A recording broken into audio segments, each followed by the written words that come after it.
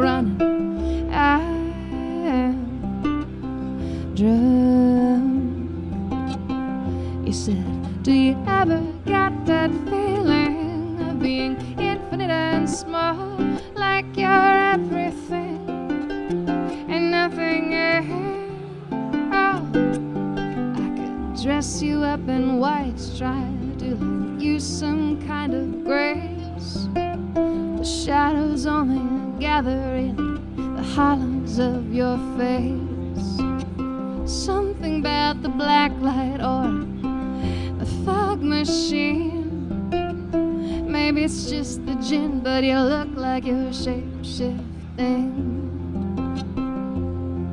Do you ever get that feeling of being infinite and small, like you're everything and nothing else?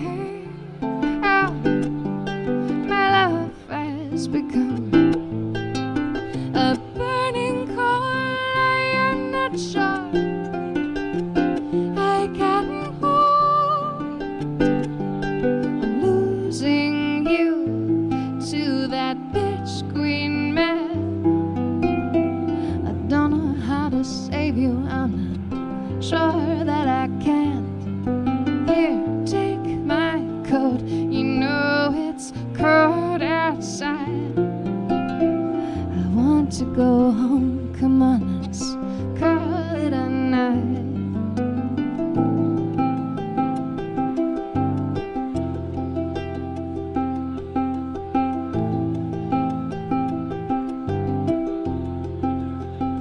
You turn and walk into the bathroom, brushing off your nose. When you don't come out, I follow. You're lying there on the hard tiles. I call your name and you don't answer. Do you ever get that feeling of being infinite and small, like you're everything and nothing else? Oh, my love has become a burning coal. I am not sure I can hold. My love has become a burning coal, and it burns me, and I hold.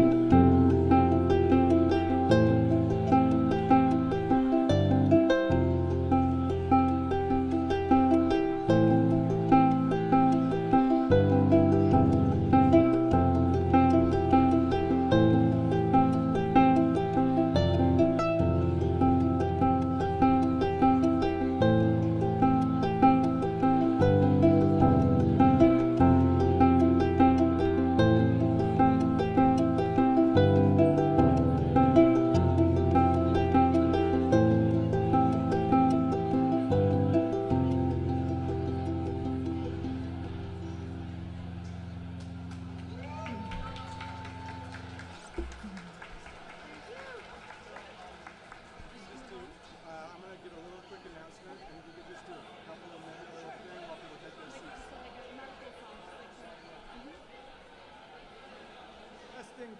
Testing, everybody. This is a super low microphone. Hey, can we, all right, so that's going to be something we're going to definitely have to improve because this is hard to stand like this. Anyways, guys, this is the few-minute warning to take your seats. We're going to be starting any minute, so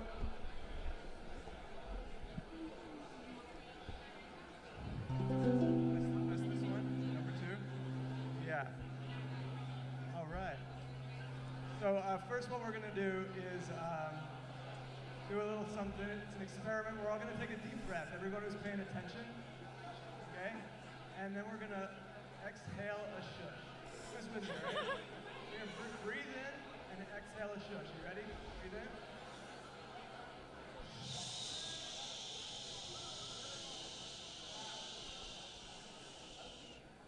my friends. Got a few minutes to grab your drinks, take a seat.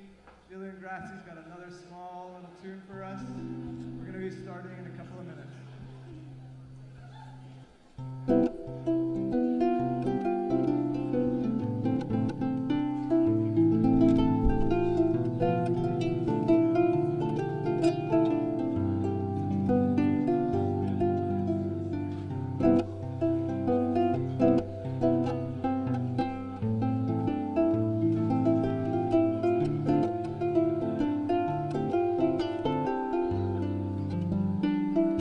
You know I can't smile without you.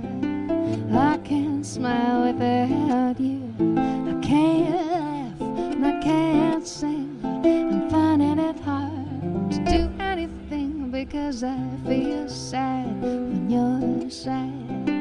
I feel glad whenever you're glad. If you only knew what I'm going through, I just can't smile without you. You came along just like a song and brightened my day. Who'd have believed that you were part of a dream? Now it all seems like years away, and now I can't smile without you. Oh, I just can't smile without you.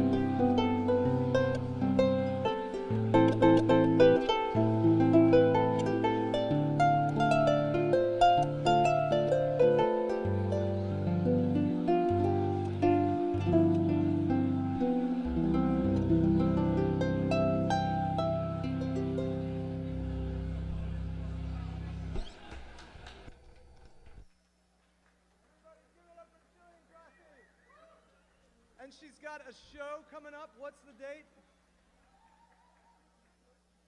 On the 21st at Bar Lubitsch. And how do we find out more about you? It'll be, I'm on Facebook, I'm on YouTube, I'm on Spotify. I got a website, JillianGrassieMusic.com. Okay, well, So many places. Cool, thanks. And before we get started, we've got an important message from a very special person. We're entering an era in which our enemies can make it look like anyone is saying anything at any point in time, even if they would never say those things. So, for instance, they could have me say things like, I don't know, Killmonger was right, or Ben Carson is in the sunken place, or, how about this, simply, President Trump is a total and complete dipshit. Now, you see, I would never say these things, at least not in a public address, but someone else would. Someone like Jordan Peele. This is a dangerous time. Moving forward, we need to be more vigilant with what we trust from the internet. That's a time when we need to rely on trusted news sources. It may sound basic, but how we move forward in the age of information is going to be the difference between whether we survive or whether we become some kind of fucked up dystopia. Thank you. And stay woke, bitches.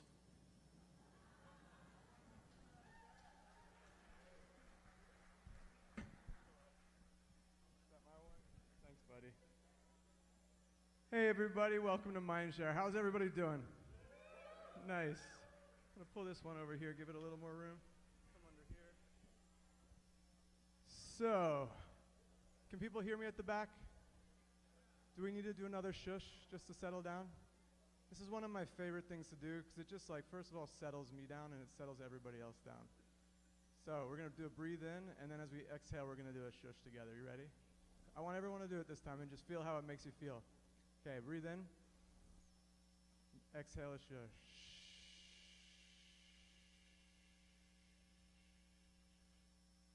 Oh, it feels nice, right? Welcome to Mindshare, my friends. I know a lot of you have come from far and wide. Super appreciative for you to be here. I'm going to see if this works like that. Thanks, Daniela. And my name is Douglas Campbell. I started Mindshare with a bunch of friends, I don't know, 15 years ago at the loft at the brewery. I'll hold that. And who is back there? Anyone back there in those days? All right, wow, that's impressive. And whose first Mindshare is this? Awesome, well, welcome, guys. I mean, we are so excited to share this experience with you. I want to tell you a little bit about, hold on. A little bit about, okay. So, a little bit about me is, I don't know why this is cutting in and out here. Wow, that's definitely strange. Hold on one second. Okay. So, anyways, we ran Mindshare for years. It was just a wild experience. Back in the day, we used to just go to the liquor store, buy like $1,000 worth of alcohol, bring it to a random warehouse. People like brought projectors and like no IDs. There was like artists, there was live painting. Sometimes the venue would like kick us out. We were thrown to the street corner. But it was like some of the funnest times. Eventually the ABC got on our case and we had to have a whole prohibition Mindshare where we actually hid all the booze, and they busted in thinking that they were breaking up a rave, and there was just this talk on neuroscience going on. And like the head of the unit came up to me and he's like, hey, I'm sorry, like we were told this was a little different than this actually is. I'm like, no big deal, we just love science here. You know, we had lots of iterations over the years, and then eventually, like, we went on a little bit of a hiatus. It's just a lot to produce these events. If anyone produces events, you know it takes a lot, and it's a lot of love, and so it was time to relax for a little bit for me. So after a particularly big transitional period, I did what any normal person would do, and I moved with a bunch of friends to a wilderness retreat center in southern Oregon, into a dilapidated cabin. So I bought this cabin, and now, if you think it looks rustic now, this is with all new walls and windows that I actually replaced. When I got there 2 winters ago. It was so cold I had to staple blankets to the door that didn't shut. It was the worst winter in 10 years. It was a dark night of the soul. I wondered what I did. I had no friends up there. I was coming from a community like this, you know, like where I threw events and I felt loved, to a place where I was cold and alone. It was really intense, and I learned some things that winter. But you know, most of all, I learned resilience, and I also learned like carpentry and like working on the land. And like I redid my cabin and all those windows I put in with trim, and it's all double glazed. Do you know what's happening with is this a loose plug? Okay. And so like, you know, it was so fascinating to me to actually be on the computer so much of my life, entrepreneurially and technologically. I was like this all the time. And now I'm learning to use tools like I didn't even know the name of before. And like my buddy teaches me all sorts of tricks about like how sliding doors work, and you know, what's permitted or what's not, and how we can kind of like, you know, get away with things out in the middle of nowhere. Because it's an hour from Ashland, which is in southern Oregon. And it's what we're doing is we're rebuilding it as a wilderness retreat center, where we can bring our friends from the city to give them a taste of like this natural beauty. So this is the view outside my window, and there's like literally nobody around for miles. Just this community, because it's in grandfathered land next to 5,000 acres of BLM forest. And the idea is to host executive retreats and things like that once we get the facilities built next year. So there'll be more opportunities like that. All that said, it's quiet up there, and I love people, and I love ideas, and I love the quiet, and I love the fact that I have a satellite internet connection that is powered from my off-the-grid cabin through a solar panel that goes to space and then gets information and then beams it back to my cabin, so I stay at least somewhat in touch. So there I am, and I'm often in my cabin reading about things like artificial intelligence, which it's strange. I call it futuristic, when you're in a cabin by oil lamp reading an article about AI. So for example, can AI be a fair judge in court? These are a couple of things I posted recently on the Mindshare Facebook page. Estonia thinks so. For example, inspectors no longer check on farmers who receive government subsidies to cut their hay fields each summer. Satellite images taken by the European Space Agency each week from May to October are fed into a deep learning algorithm originally developed by the Tartu Observatory.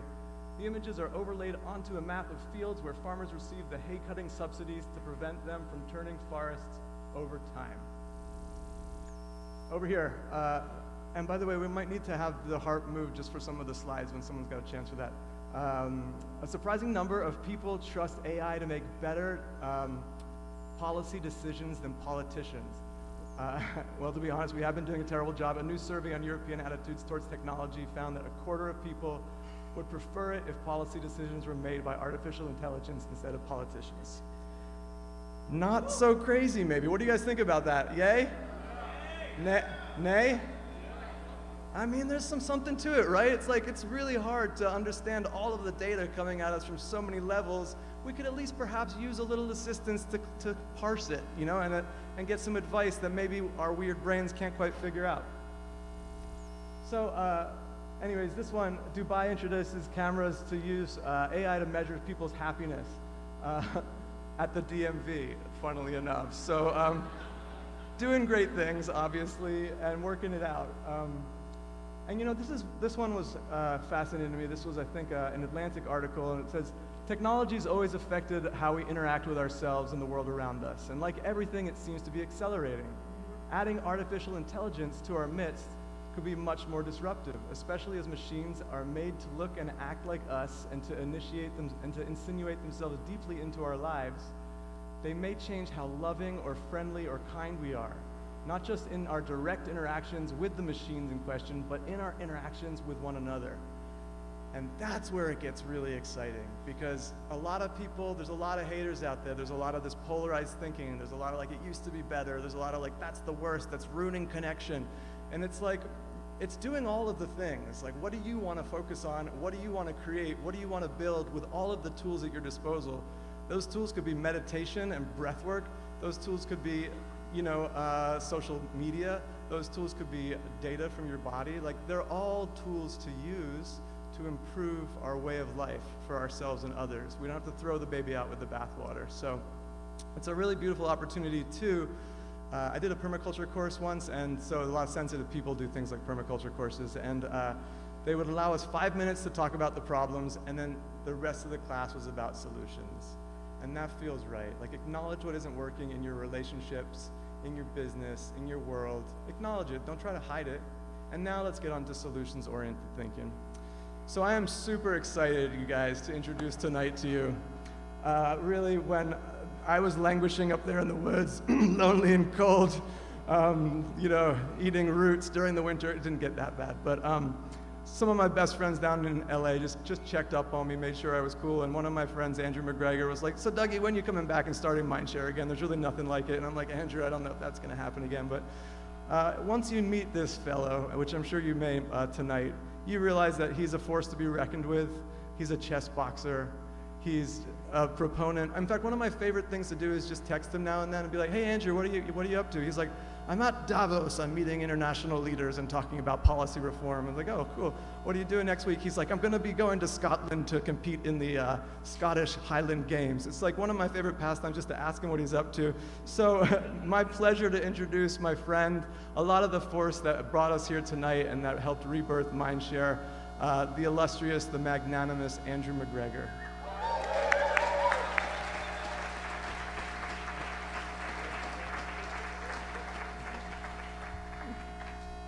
Thank you all very much. Can you hear me? Wonderful. Thank you again for sharing your Saturday with us. And I'm really excited, and it's going to be a glorious journey. Thank you. Cool. So, as Dougie mentioned, kind of the liberating utopia that a lot of us grew up on with our technology has now become kind of a burden, perhaps, or we're not sure if we've even kind of mastered human level intelligence. Like, is it really time for artificial intelligence? And to kind of respond to some of these problems, I think we do need to take it to a more grassroots level. Maybe so far down the grass that we get to the rat roots level. This is me with a giant African pouch rat, and this is a part of a research project I'm leading to enable this rat to communicate to humans where hazards are. Those hazards in specific are landmines. This is our partnering organization. It's called Opopo. It was founded by a Buddhist Belgian product designer who grew up loving rats, and then he was like, you know what, rats are kind of like dogs in their intelligence and sense of smell. So he founded Opopo, and currently Opopo uses rats to detect landmines and then also to do tests for tuberculosis. And so in much of the world without power grids, if you want to call it the developing world, not having to refrigerate a tuberculosis sample is a profound benefit, and the rats are able to detect tuberculosis in unrefrigerated samples.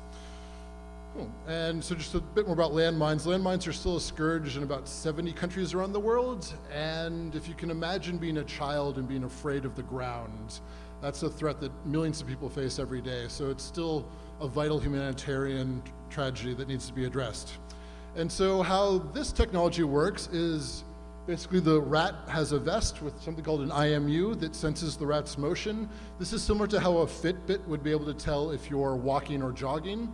And then that data gets sent out in a live stream to a computer or a smartphone that analyzes it in real time to indicate if the rat has found a landmine. And this is what rat motion data looks like.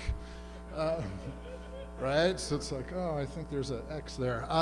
So at this point, we're starting to explore machine learning solutions because the machine learning will likely be able to determine what this precisely looks like. And because we're dealing with landmines, we can have no mistakes, really. It has to be as close to a theoretical 100% as possible.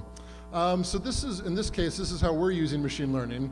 But we've also created an educational version. Is there a puppet in the house?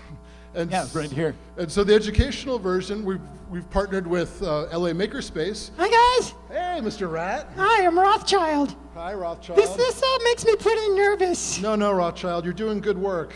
Do you guys use AR technology?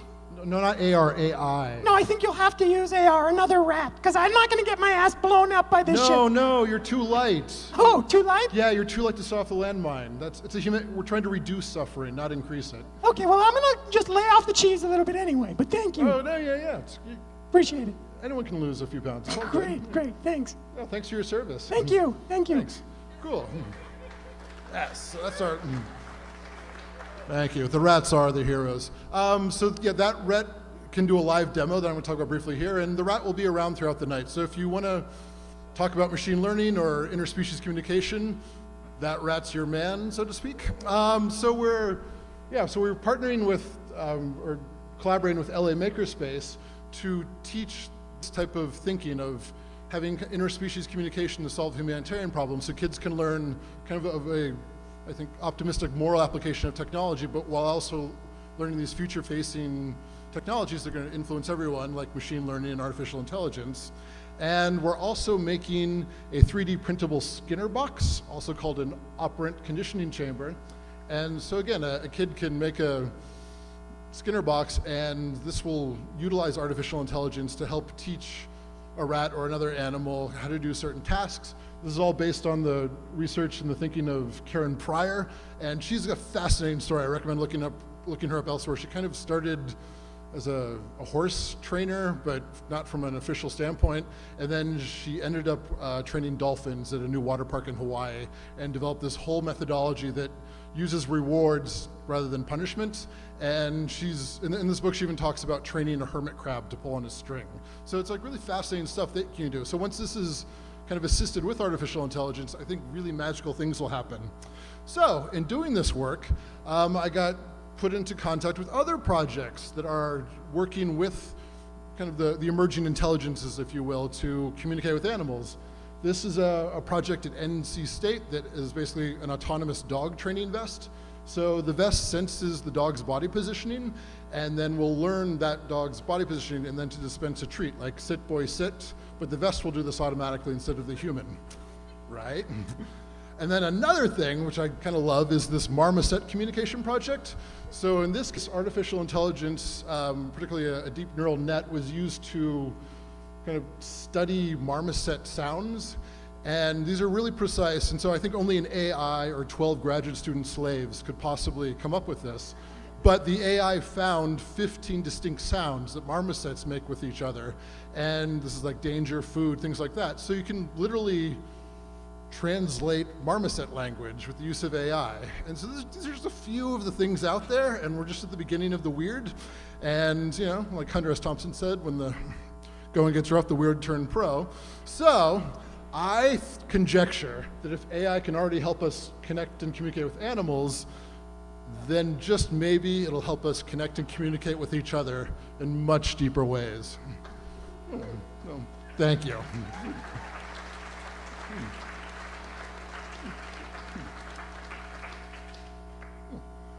So I will be around tonight. If you want to chat with the puppet or me or some of our team doing the project is available to speak as well. Now, on to the main event. It is my profound and humbling honor to introduce Christine Myers.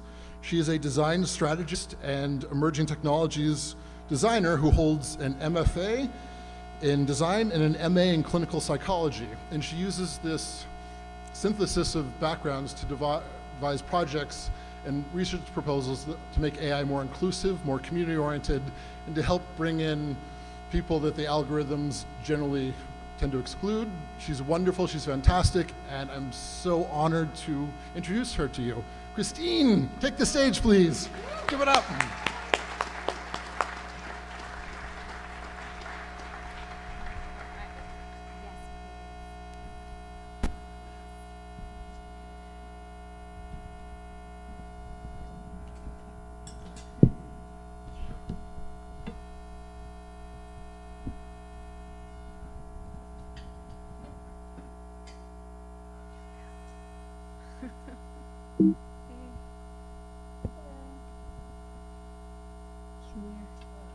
All right, we'll see if there's a few minutes.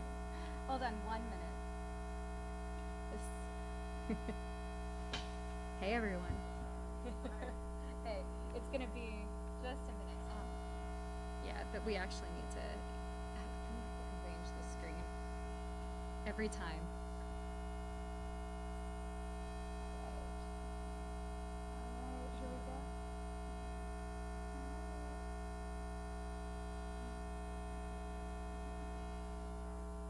We did this last time. Does it show? Okay. And then I need the audio. The audio. Okay. And then I need the audio.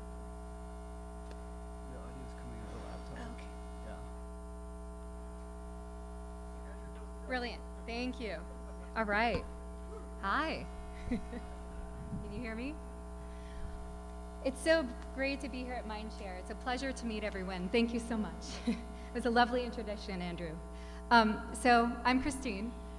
I'm a participatory cultural AI designer and researcher, and I founded Feminist AI, a community AI research and design group, in 2016. And today we're going to explore how can AI be designed to support the human lives it will impact.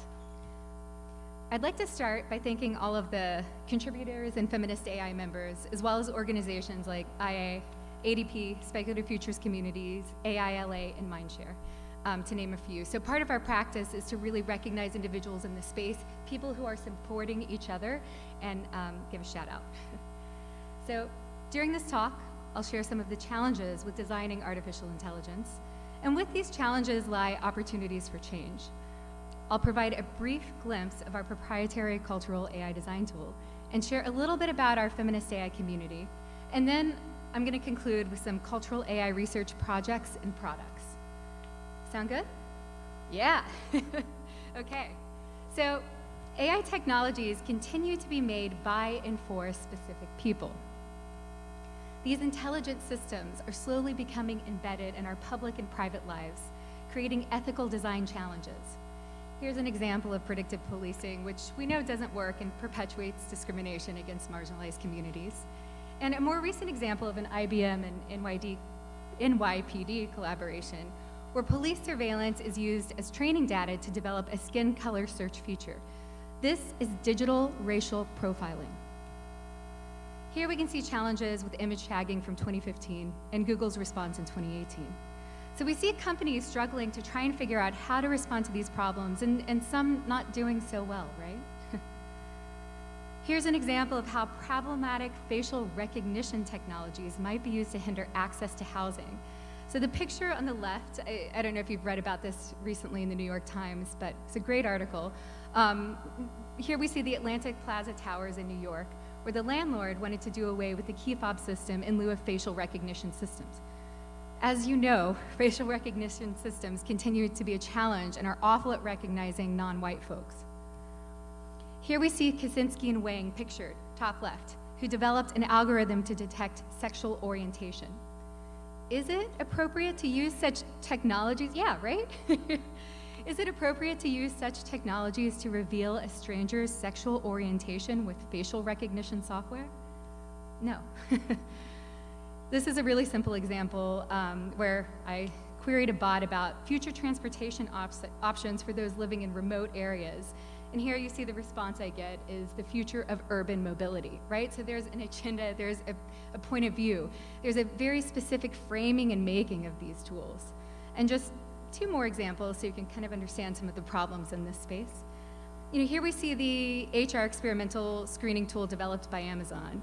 And eventually they scrapped this, but one of the main problems was that their models were trained to vet applicants by finding patterns in resumes submitted to the company over a 10-year period of time. Right? So most of the resumes came from men, right? So here it's a little more complicated, right? It's not necessarily just kind of Amazon, saying, hey, we're trying to explore this experimental tool, but looking at the individuals who've applied to this organization and kind of the kind of murky areas where some of this discrimination occurs. And as observed by Janet Thompson, a natural language process researcher at Fjord, so much technology is not built for people who speak minority languages or endangered languages that are central to people's ethical and cultural identities. Technologies such as voice recognition software continue to privilege specific voices in the present day, as many of these systems were trained on data from male voices. Yeah, oh, thanks. We're gonna get some audio here. Awesome. So recognizing female voices and the voices of non-gender conforming people is still a problem. So think about what that means to consumers and users as these voice recognition systems become embedded in our products. So these layers of assumptions and biases are often ignored and are built into the design and development process of AI systems. So why are we surprised by the problematic outcome of these tools? So what do? We look at the tools that are currently being made to explain or develop AI. Here's some existing tools which explore AI dev, but none of them address the sociocultural considerations previously mentioned. Before I introduce a cultural AI design tool, I'd like to note that there is not one right way to design these systems. Our design tool is a probe. It's a problem framing tool, a way to get non-tech people along with the design and dev communities to start critically thinking about the cultural considerations and social implications of these designs as they start to permeate our culture. So this is a proprietary research tool I created in 2016 called the Cultural AI Design Tool. And we hire feminist AI community members to teach workshops using this tool. We also use the tool to create all of our feminist AI projects. And I'm presenting a modified paper version of a portion of this tool, specifically the stripped down machine learning portion. This tool provides a methodology for engaging in inclusive and exploratory cultural AI design. And I'd just like to note, we're very, very broad in this definition. So the more you use the tool, the more you're looking at this idea of inputs, rules, materials, outputs, the more you engage with the system, the more you learn, well, wait a minute, okay, so what about training data? So you learn through continued usage, but you have to create a place where people who have no background can come and start and try and understand this in a really kind of friendly way, right? So through the Cultural AI Design Tool, we explore how to research and design AI across realities and incorporate plugins that have emerged from years of community testing. With these approaches, we've developed a unique language for each plugin, creating our own kind of co-definition and context and comfort levels in regards to space and autonomy. And I know Ross is going to be speaking about robotics, and I would imagine there's some discussion about proxemics, but what does it mean to actually redefine your cultural, social comfort level in very specific spaces, or how comfortable you feel with levels of autonomy with certain products in your home or outside of your home? And here's some previous iterations of the tool. So you can see we continue to build and test with community. So let's take a minute and return to our original question. How can AI be designed to support the human lives it will impact? We just shared a way to design these systems from a cultural, ethical perspective. Another response, another way to do this, is through participatory design. And we engage in participatory design with our AI research community, Posthuman Feminist AI. And within our community, feminist means inclusive. Just throwing that out there. Some people think feminism means woman only. No, it's inclusive. So Feminist AI, we believe in action. Rather than simply talk or write about these challenges, our approach is to create new frameworks for engagement and education through art and design projects. Eventually, these projects become products. Our goal is to educate and make money off of our original research by creating the products we want, products created by diverse bodies. We try to respond to current ethical challenges in the AI space through our philosophy, design methods, research projects, and products. This is on our website.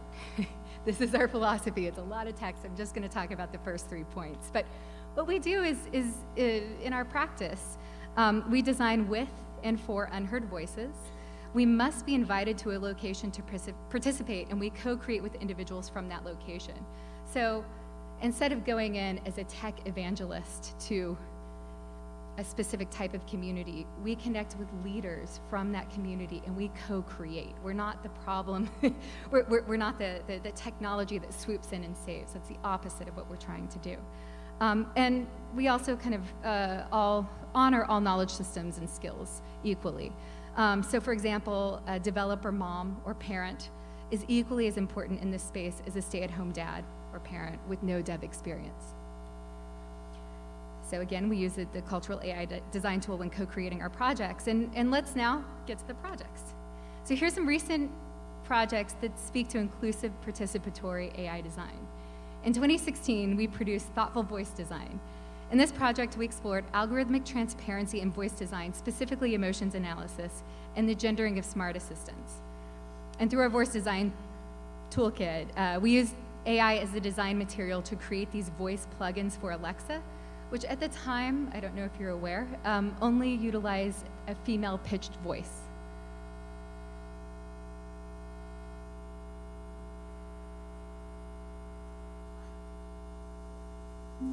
I look like lots of ones and zeros. Alexa, can you speak in a male voice? I'm afraid I can't change my voice. So here you can see we created a voice product. It was cut off, so you didn't quite hear the first half, but that enables pitch changing. So at the time, it was quite interesting because you had this product that was, presented as a very kind of disembodied female voice in a specific device. So this is a response to the gendering and humanizing of voices, and it essentially emerged out of our voice design tool. In 2017, we produced Intelligent Protests. In this project, we used XR to provide access to protests for individuals who could not participate in protest due to caretaking obligations, travel, or citizenship concerns. And this project was created by and with community, right after Trump was elected. It was created by the woman who could not leave her apartment to protest due to a degenerative disease. It was created by the mother of 3 children working 2 jobs. It was created by the legal immigrant who is genuinely concerned about getting deported. These are a few of many stories that resulted in our participatory making. And here's our community user testing this embodied protest with feminist AI members. So just to show you a little bit of the research process.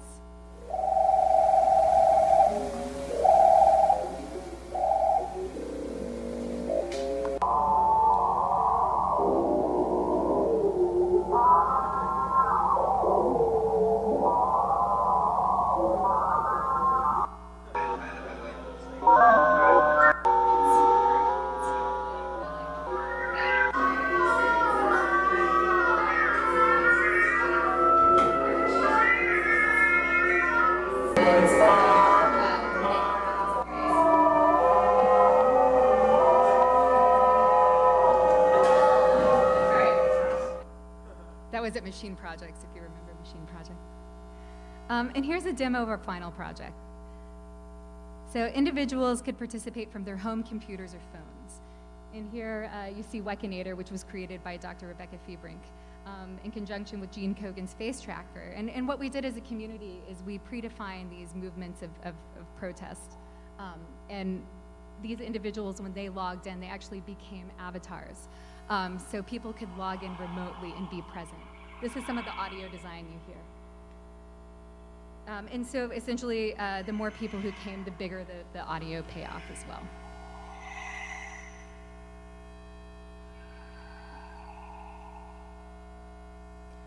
And we presented one of our protest use cases to the Alhambra City Council, but sadly, the remote avatars were not recognized as people. In 2018, we produced Contextual Normalcy. In this project, we questioned the entire mental health diagnostic process and used crowdsourced data to create an alternative approach to mental health diagnosis and treatment.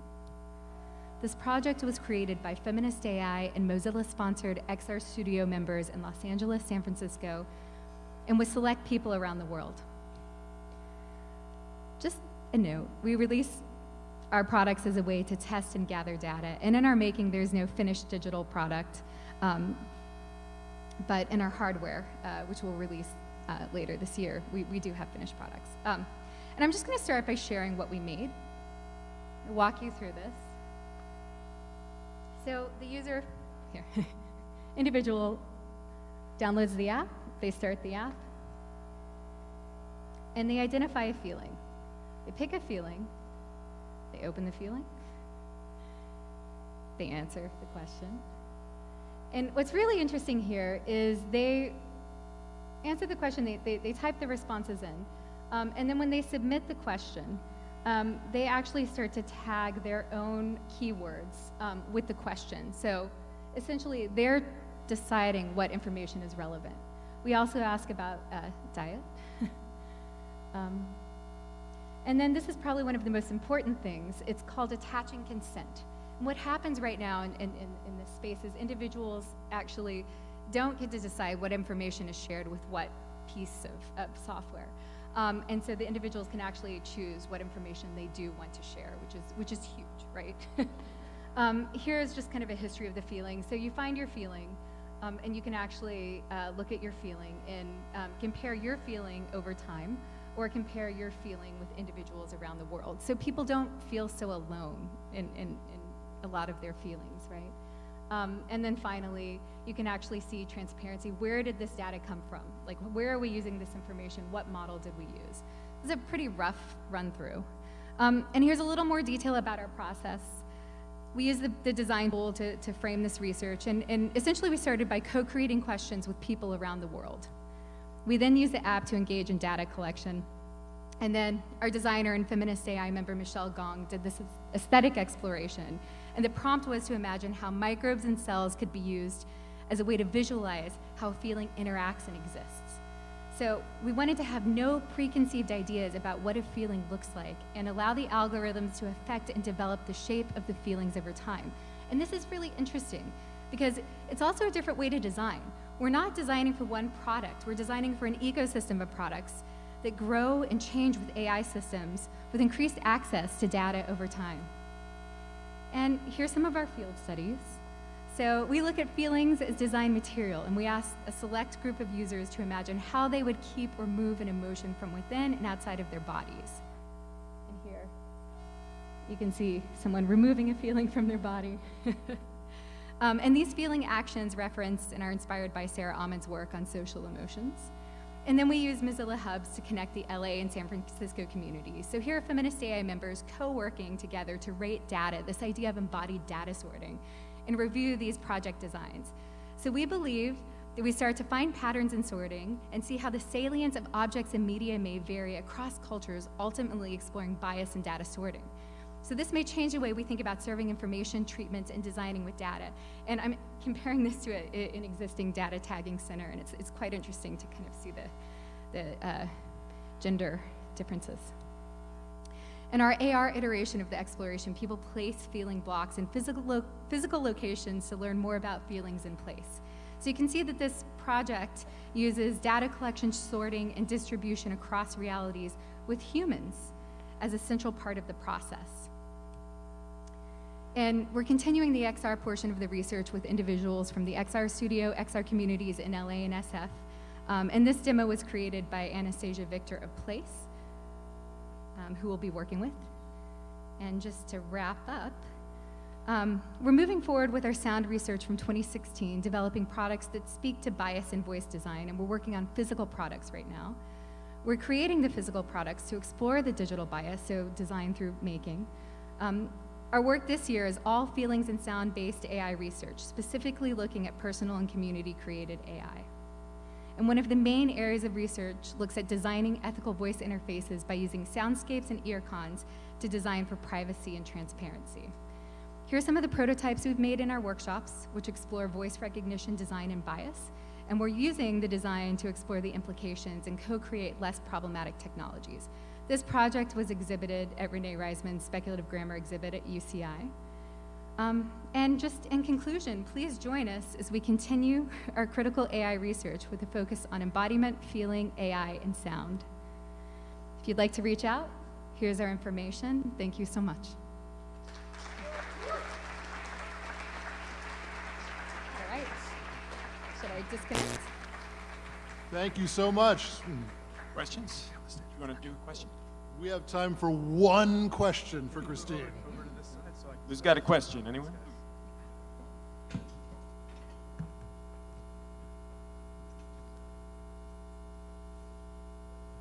This is sort of a general question, but you mentioned, and I think accurately, the biases that creep into the development of AI when they're controlled, when the technology is controlled by those who already have power in our society. My question is, what's happening out there? And this is really a question to the whole group over the evening. What is happening out there to create the same kind of democratization of access to the sources of power, especially with respect to AI, that the printing press and the internet, and especially the World Wide Web, brought to the populace in general, to take that new technology and make it available to everybody so that you don't have just one approach to using that technology? Yeah, I think that's a great... I think it's crashed the laptop. What I would say... It's crashed the laptop. Is you're really talking about ways that people can connect and start to talk about some of these problematic approaches and technologies outside of just kind of paper prototypes. I would say looking at the work of foundations and nonprofits in this space is really important. You know, we're a nonprofit. If you look at the Mozilla Foundation, they're actually doing a lot of work in this space to look at designing for ethical machine experiences, and I really think that that's the starting point.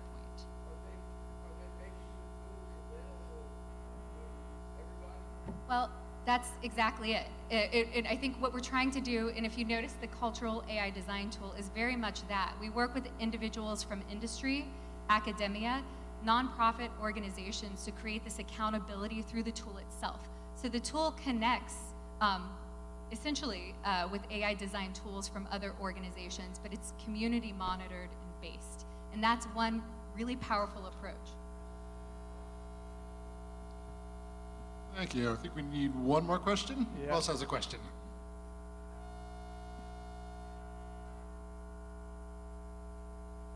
Another question? Any answers?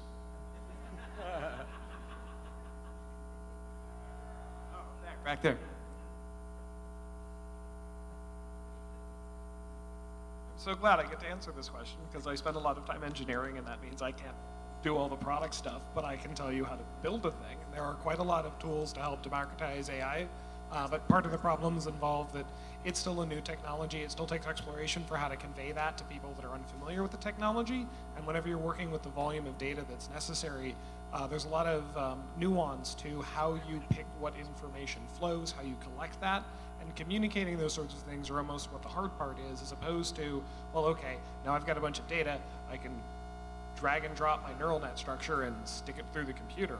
A lot of the hard part is before and after install all the piping for that, but there are a number of services, particularly on Amazon, that are making that easier, and there are a series of other web technologies that have been developed for other purposes that are making that also easier. So there's an Amazon offering for plug-and-play AI. There are other cloud offerings. Docker containers is a great place to start if you want to poke at doing that yourself. They're all things that are designed to make using technology easier by taking away a lot of the hard work for making it actually happen on a machine. And those are good places to start. So I hear what you're saying. I agree with that, but I think kind of looking at the spirit of the question, let's start to bring in the human element as well. And specifically when we're talking about data, right? We're talking about connecting with individuals in academic institutions, so the IBM NYPD example won't happen. We need outside data raiders. We don't need people to continue to create problematic tools that reinforce this problematic thinking. And those are really great tools, but they're not monitored by community. And that's kind of the point. That's why things like the Cultural AI Design Tool are important. You need community, nonprofit monitoring, right? I absolutely agree. The data collection is where a lot of the bias that you're talking about comes from. Thank you. We have to move on. But yeah, please discuss afterwards. Thank you so much, Christine. Woo! All right. So it is now my wonderful privilege to introduce someone who's both a nuclear physicist and a stand-up comedian, Kevin Peter Hickson. All right, let me take it back. He has about 12 patents in fields ranging from robotics to tablet computing to machine learning. And he's the host of the podcast Surely You're Joking, a reference to Feynman. And when he's not telling jokes like right now, he spends every waking moment searching the cosmos for dark matter. This is all true. And Kevin, come on up. Thanks, Andrew. Does this one work? Great. All right. Thank you very much. As Andrew said, I am a nuclear physicist turned stand-up comedian, or as my wife calls me, an unemployed nuclear physicist. But I came here today to warn you about the dangers of AI. I'm going to be less upbeat than the other talks. I'm going to start with some background. AI really started when Alan Turing, a brilliant guy who a lot of people credit as like the father of computer science, although he was arrested for being a homosexual in the 1950s, so it's probably better to call him like the fun gay uncle of computer science. He actually invented AI, or he invented algorithms to help break Nazi codes. But one of the other things he proposed was this incredible idea that one day computers and artificial intelligence would be so powerful and so good that human beings would not be able to tell that they were interacting with another artificial intelligence thing.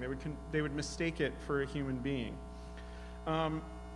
This so-called Turing test really went unsolved for a long time until it was finally passed in 2016 when Aunt Karen thought that Super Duper Patriot 76 on Twitter was able to convince her that through a series of memes, that Donald Trump had the power of invisibility, could fly like a Pegasus, smelled like myrrh, and that Hillary Clinton ritualistically ate babies. And this is, it turns out a lot of these memes were spread by fake people. They were robots. And interestingly enough, IBM also ran several AI experiments on the internet where they convinced people that their AI was really a real person, and people fell for it. And oddly enough, their AI turned into bizarrely egregious neo-Nazis. So the point about this is that 2016 really is when Alan Turing's dreams were really realized. That was supposed to be a joke. In addition to uprooting social and political ends, AI really threatens creative jobs. Just like robots threaten manufacturing and traditional jobs like that, creativity is at risk from AI. Nowhere is that more true than in Hollywood, where there actually hasn't been a human-written movie since the early 80s. In fact, the last real human screenwriting written movie was Empire Strikes Back, and pretty much every other, all TV, all movies has been generated by code written in Fortran by Steven Spielberg and George Lucas. It runs in a mainframe in the basement of the USC film school. There's one exception, which is 50 Shades of Grey. That was not written by a robot. That was just written by a really dumb person. One of the first early warning signs was one of the first AI-written movies was one of my favorites, War Games, which originally was which was supposed to be an apocalyptic warning. We all interpreted it as apocalyptic warning of what AI could do if we gave it too much power. In the original, a lot of people don't know this, the AI wrote it where it had a quote-unquote happy rom-com ending where the robot wins and Matthew Broderick and everyone dies in global thermonuclear war. And that was the first warning sign that they needed to patch that up. But ever since then, there's been no more human intervention, and the same formulaic movies have just gone forward from robots. But the other industries are in danger. There's, as we heard in the last talk, a lot of ethical dilemmas coming up now. We have gun violence, terrorism, epidemic levels around the world and in this country. And some companies like Crane, for example, in 2018, proposed using AI to be able to pre-detect likely shooters or terrorists or something like that from their behavior. And this really introduces a lot of ethical dilemmas. Like profiling and what if, sort of Minority Report apocalypse or dystopia where people are falsely claimed of something before they even do it. So critics are really worried about that, but the people at Crane said that that's really not a problem because as long as you, correctly identify yourself as a patriot, wear open carry or red hat, none of those things are going to be a problem, but this is just that we have to take their word for it for now. Another possible danger of AI is, an example is Toyota in 2017 announced that they're going to make a self-driving Prius, which is also kind of a nightmare scenario because now even robots will get to be self-righteous assholes going 45 in the fast lane. We get it, you care about stuff. In sort of an arms race, Tesla also announced that their self-driving Tesla will help solve the self-driving Prius problem by cutting them off and running them into the median divider, and I assume running over homeless people too to kill two birds with one stone or something.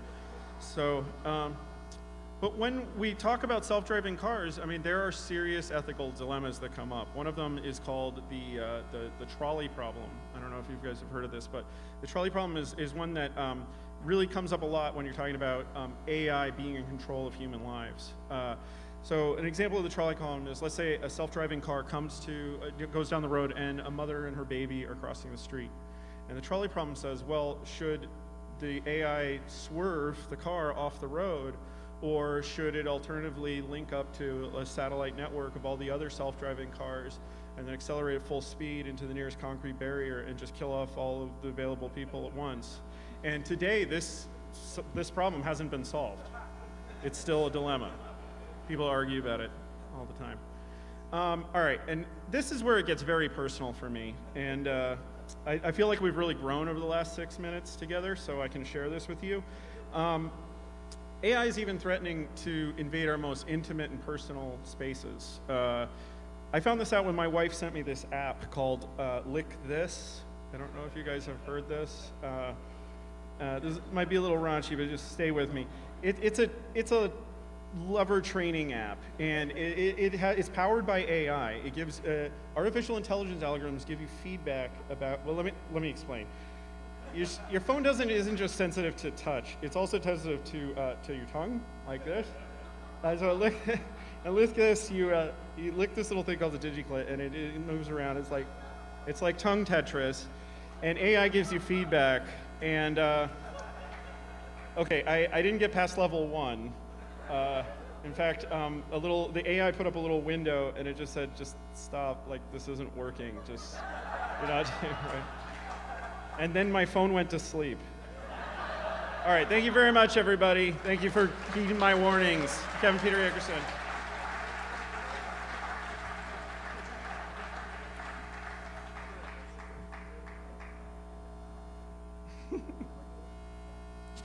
Yeah. Questions? That one. Thanks Any for working with questions? us with the AV stuff, guys. Let's give a round of applause. Thank you.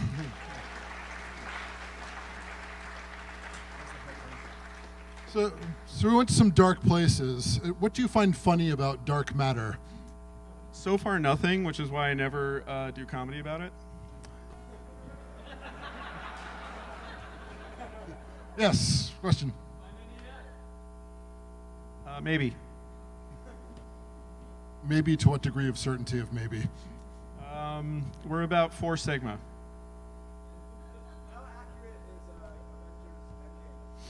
I haven't seen Endgame yet, although, as you know, I did work on Thor, but they don't send me the scripts. I'm guessing that we would have to figure out what the AI would decide was the ending, and then go from there. Are there other questions? Yes.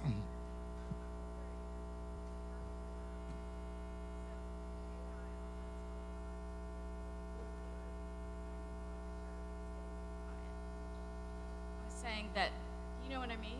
Like, it can be out there, but who's falling for Who's what? Who's monitoring the artificial intelligence? that? Who's falling for whatever message? Oh, right. Trying to get out there. Or Cambridge Analytica has a great white paper on that. No, in all seriousness, I've actually talked to Kamala Harris's office about this a long time ago. In 2006, I did. A lot of people fall for it. I would actually say don't be too confident that you in this room, that there are not people who fall for it. When it's somebody else's political message, it's easy to spot, but when it's something that you want to hear, that's usually when you fall for it. That's what it said. Thanks. Yeah, we have to move on. Please talk to him afterwards. Thank you so much, Kevin! Woo! I mean, personally, I love a good meme over any kind of fact, right? Like, what's truth anyway? Thank you again, Kevin. So, it is now another wonderful, great privilege to introduce Ross Mead. Ross Mead has a PhD from the University of Southern California in human-robot interactions. Prior to his earning his PhD, he devoted his technological brilliance to matters like helping people with autism, helping people with strokes recover, and all sorts of things like this. Currently, he's the founder and CEO of a company called Semio that he will mention a little bit in this next wonderful speech.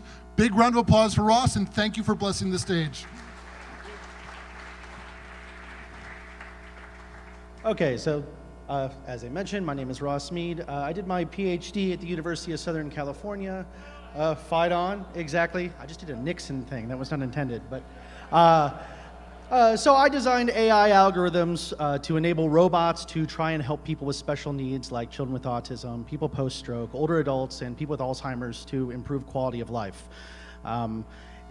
Since then, I've gone on to become the vice president of AILA, which Todd Terrazas will talk about after my talk. And then I founded a startup company called Semio, which I'll tell you about kind of as we go through the talk, but I prefer you come and talk to me about it after. At Semio, the big thing that we're doing is sort of building a roadmap to the robot revolution. And so I'll build up to that through looking at artificial intelligence and what I'm going to call social intelligence as well. There's a lot of terminology, and so I'm going to start by just giving some definitions. I went to Google Images and I searched for AI word cloud, and this is what I found. And this, I think, is pretty representative of the current state of hype right now. It's a lot of noise, and so what I wanted to do is pull out a lot of these things and be able to focus in on the things that are really, really important. So this is going to be the outline of most of my talk. And so I'm just going to dive in. We're going to talk about the differences between these different things. I'll just go through it really quick. So first, robots. A robot is a computer with a physical body. That's it. It senses its environment, makes decisions based on what it senses, and acts based on those decisions. I'm going to argue that there are only 2 kinds of robots, those enabled with AI and those without. So a robot that does not have any form of AI is something like a Roomba. It takes its sensor inputs and maps it directly to motor outputs. It's a very simple decision to make.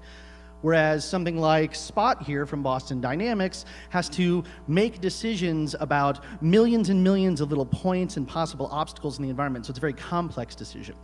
So let's dive into AI. What is AI generally? Well, AI is all about making a single decision from which there are many, many, many possible decisions, okay?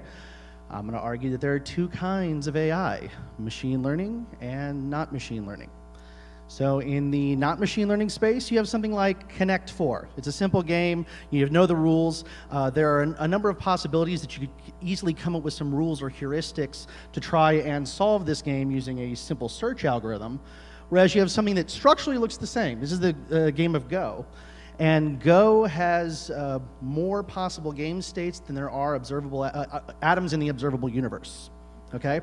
So that's a little bit more difficult to figure out. That's where we would have to use some form of machine learning. Now, let's talk about machine learning. So AI doesn't necessarily need to learn rules about whatever game it might be playing or activity it's doing. Machine learning is the thing that can provide it those rules, though, if those rules are not provided. I'm going to argue there are two kinds of machine learning. One is deep learning, and the other is not deep learning. In the world of deep learning, you've got things where you have highly structured data, or scenarios where you need to be able to explain the data, in this case, trying to predict whether or not someone has cancer, versus something like this, where you have a very unstructured data. You have a lot of things going on, and you're trying to classify things without having to provide all the features about the world. So that's just a basic difference there. So if anyone ever asks you about these things, just try and use them, when they're appropriate. Robots, artificial intelligence, machine learning, and deep learning, they're not all the same thing, okay? So now we're gonna dive into my baby, which is robotics. I'm gonna talk about how AI and machine learning are enabling this area. So robots will be part of our everyday lives. They're gonna be in our workplaces. They're gonna be in our homes, okay? So very quickly, science fiction is becoming a reality. Now, despite all the advances in AI and machine learning, right now robots are about as exciting and easy to use as the command line on your personal computer. So we are in the DOS days of robotics. So what is the Windows of robotics? How can we make robots easy to use? How are people going to create applications and use those applications in their everyday lives? And because I'm a nerd, and given the significance of today's date, may the 4th be with you, I look to science fiction to motivate everything that I do. So quick question, how does Luke get C-3PO to do anything? It's simple. Well, C-3PO is an android, right? So he's running Android. Yeah. Luke whips out his smartphone, punches in his passcode, gets to the home page, swipes over a few pages, opens the C-3PO app, goes down a few menus, and finally tells him to go to get some Tachi converters, right? Okay. Obviously, this is silly. So Luke is typically occupied with other mission-critical things. He can't be holding a phone. His hands are actually usually occupied with other mission-critical tools. So obviously Luke interacts with and uses C-3PO through natural language, through speech and body language, and that's because C-3PO is what we call a social robot. And so what does it take to make a social robot? Well, that's what we're going to dive into. So first we focus on the user. We want to understand what the user is saying and also what the user is doing with their body. And then we need to focus on the robot. So we want the robot to be able to respond with its own speech, as well as its own body language, so it's not just a statue that's talking to you. We need some sort of conversational AI to pull all these pieces together. And we need sort of a development environment so that people can create applications around natural language for these robots. And so usually these developers are spending all their time taking all these different pieces and putting them all together. So I'm going to try and break down these different components. We're hopefully going to learn a lot about ourselves and about how we interact socially with other people. Hopefully you'll start analyzing some interesting stuff later after we've had a lot of drinks. So first, let's break it down. Let's talk about speech recognition, speech generation. This one's going to be pretty easy just because we're all probably pretty familiar with it. Like, think about voice-based assistants. Can I ask, how many people here have a voice-based assistant? By a round of applause. That's the lamest metric ever. How many people don't have a voice-based assistant? By a round of applause. Get with the times. So that's basically your speech-based interaction, but we're looking at the next phase. We're looking when Echo has a body, or we're looking at Google Assistant has a body. What's that going to be like in your home? And we can talk about that offline, but I want to talk into what they're going to be doing with that body, okay? So let's go beyond speech. Let's talk about body language generation. And this is where I want everyone to kind of analyze themselves. I don't have time to do my normal like live improv with you. So we're just going to I'm going to walk through this and try things later if you want to mess around with social norms. So I'm going to give you the building blocks of social interaction, the breakdown of body language in our face-to-face interactions. So first, the most common thing, you guys probably all did this tonight, is something called haptics. So this is all about touch. The first thing that you did when you met someone new tonight, it was probably a touch-based interaction. So you probably shook hands, right? There's also fist bumps that come into play, hugs, kissing is a form of a touch-based interaction. All these things have subtle dynamics. And so understanding when you're doing a handshake that it's not just a quick jump in and then pull your hand out kind of thing. If you come up to me later and you want to shake hands, I'm sure that people are going to start messing with me, and that's fine. That's the whole point. But reach out, shake hands, and make it be a short handshake, okay? That's weird. It could be an abnormally long one, okay? Like just really, really long. That's creepy and weird. Okay, you don't want your robot to do that. It can be robotic. It can be that, right? All those things, we're all laughing because we know it's weird, but the robot doesn't know that. It doesn't know the dynamics of a handshake. And those are just like the immediate moment. What if you have something more complex, a sequence of physical touch gestures? So the best example I can give is from a movie that I was fortunate to consult on, which was Big Hero 6. Has anyone seen Big Hero 6? Yay! Cool. So this is probably one of the most famous like touch-based interactions. This is really hard.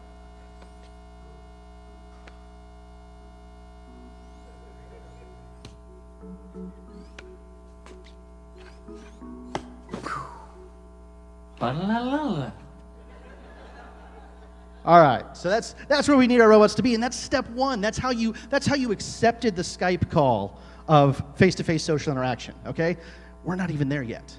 All right. So after you get that, well, let's try to do this. This is something called oculestics. This is eye gaze behavior, okay, or visual attention, where someone's looking. So we've developed systems that allow the robot to understand where a human user is looking at all times. So this right here, you see this little arrow there? That's showing at any given time sort of the visual scope of the human. The way that we model this, we can go, if you gave us just foot orientation, we can give you the probability distribution of where a person's looking in a room. And the accuracy of that goes anywhere from foot orientation down to the distribution of photoreceptors on an individual eye. So we're pretty good at that. On the right side here, this is where the robot should be looking itself. So there are a variety of different models or layers that play into this. The top one is based on the human visual pathway. So it's looking at things like colors, orientations, flickers, motion, those kinds of things. There are these blackout zones. If you want to hear a fun story about this, I don't have time to do it up here, but it's really great. These are what we call taboo zones. This is where a robot will never, ever look. Okay, and we found that this system is quite interested at looking at crotches and breasts. Unintentionally, it naturally does this for very explainable reasons. Jenga, yeah.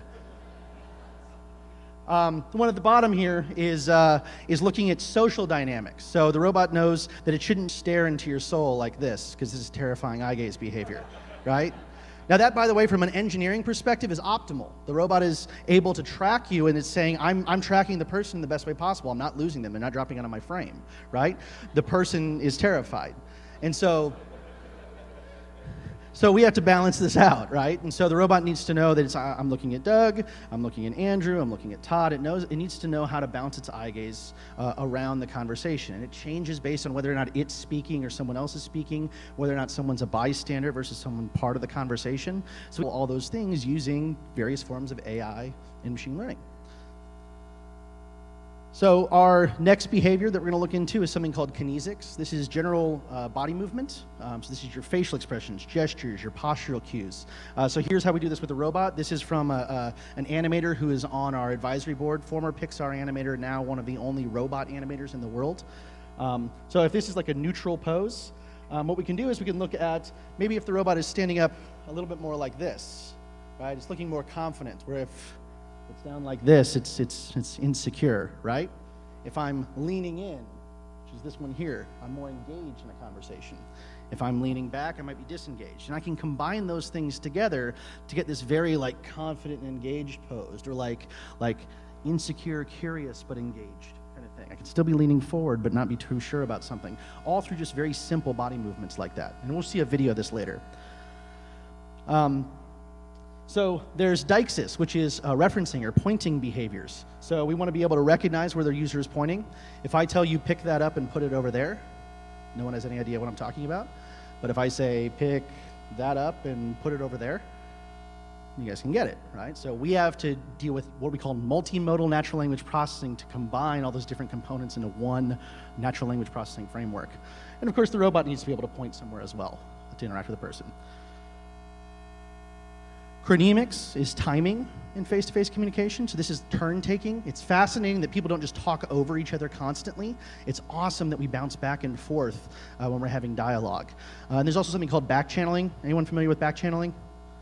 Uh-huh. Yeah? No? Okay. Well, that was a good time for everyone to head nod, okay?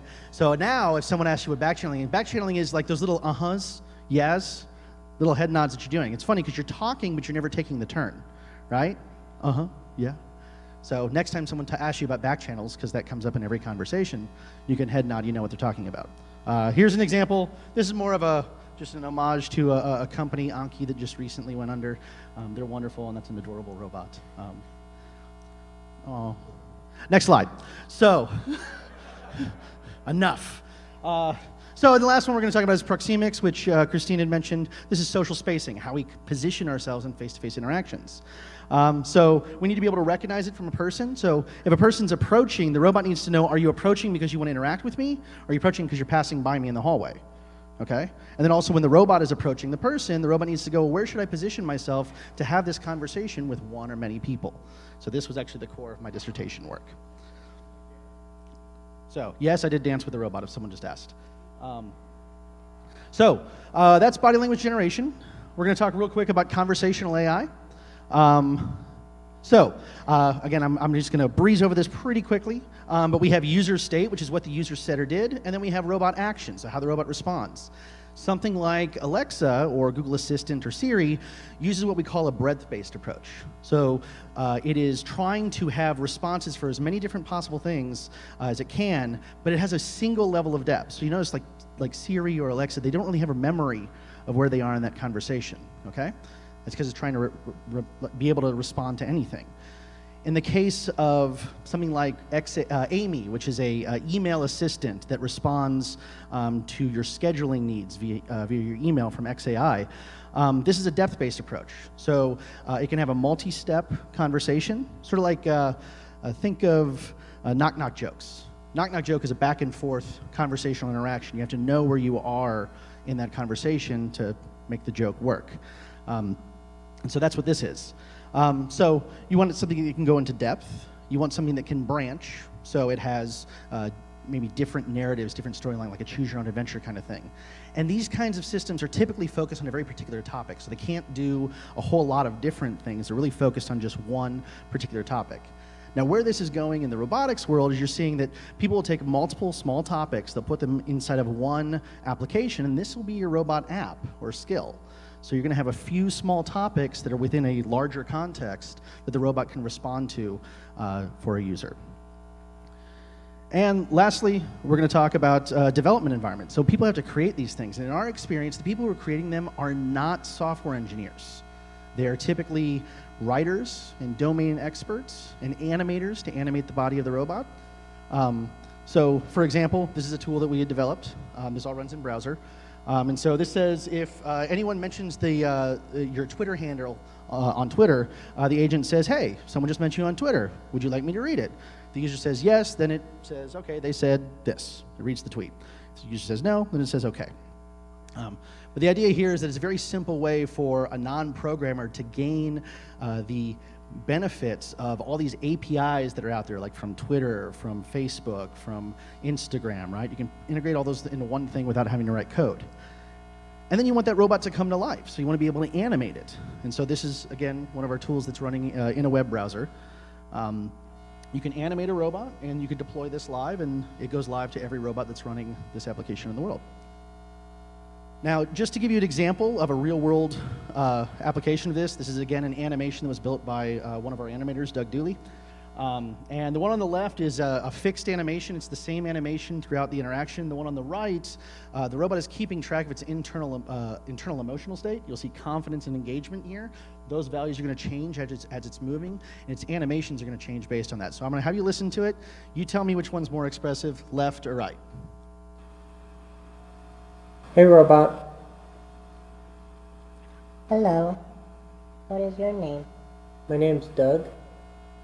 Dog, correct? No, it's Doug. I'm sorry, Doug, correct? Yep, that's it. Hello, Doug. Robot, could you pick up this ball and put it on the floor? Certainly.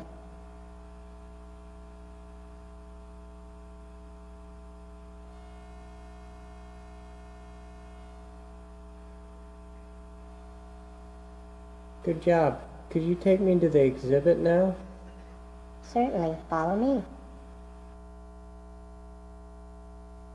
Left or right? Right. Yay, our software works. Cool. So those are those different building blocks of a social robot. If you're interested in this stuff, that's what my company does, so come and talk to me about that. To close things out, though, I want to just really quickly touch on some abilities that are enabling this robot revolution, okay? So the first is capability. Robots are becoming able to do more things with technological advances, not just in hardware, but in artificial intelligence, machine learning, deep learning. They're finally able to do things they weren't able to do a decade ago. They're becoming more affordable, so the price of the hardware is coming down, so people can develop products and deploy them to the general consumer market. With tools like ours, they're becoming more usable. And they're becoming more available. A lot of people are getting into the robotics space now as one of the hottest times ever to be in the world of robotics. So we're seeing them in factories, helping us build our favorite products. They're in the back of warehouses taking inventory, or in the front of house taking inventory there. They're helping give information, serving as sales assistants, either giving just the information or even guiding us to the product within the store. They're in our living spaces, like in hotels. I believe this is actually at LAX, or at a hotel near LAX right now. Or they're going to be in our homes, helping us with our activities of daily living and educating us in science, technology, engineering, and math.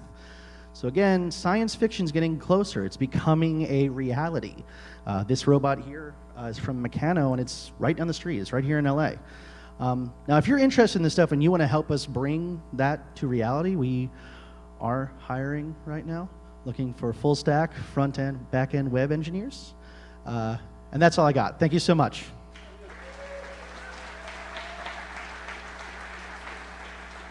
We got time for 2 or 3 questions for Ross. Anybody? Oh, no. Okay, well, there you go.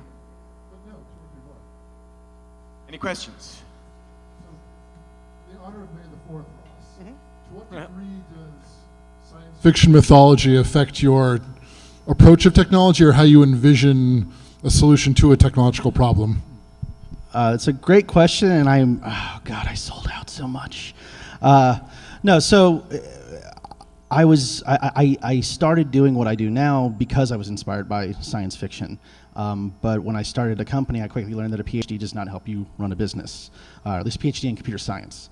And so very quickly, I had to learn more about the marketing and the business side, and really trying to understand more about users' needs, like everything that Christine talked about today. And I found out that everything that I thought was right was way wrong.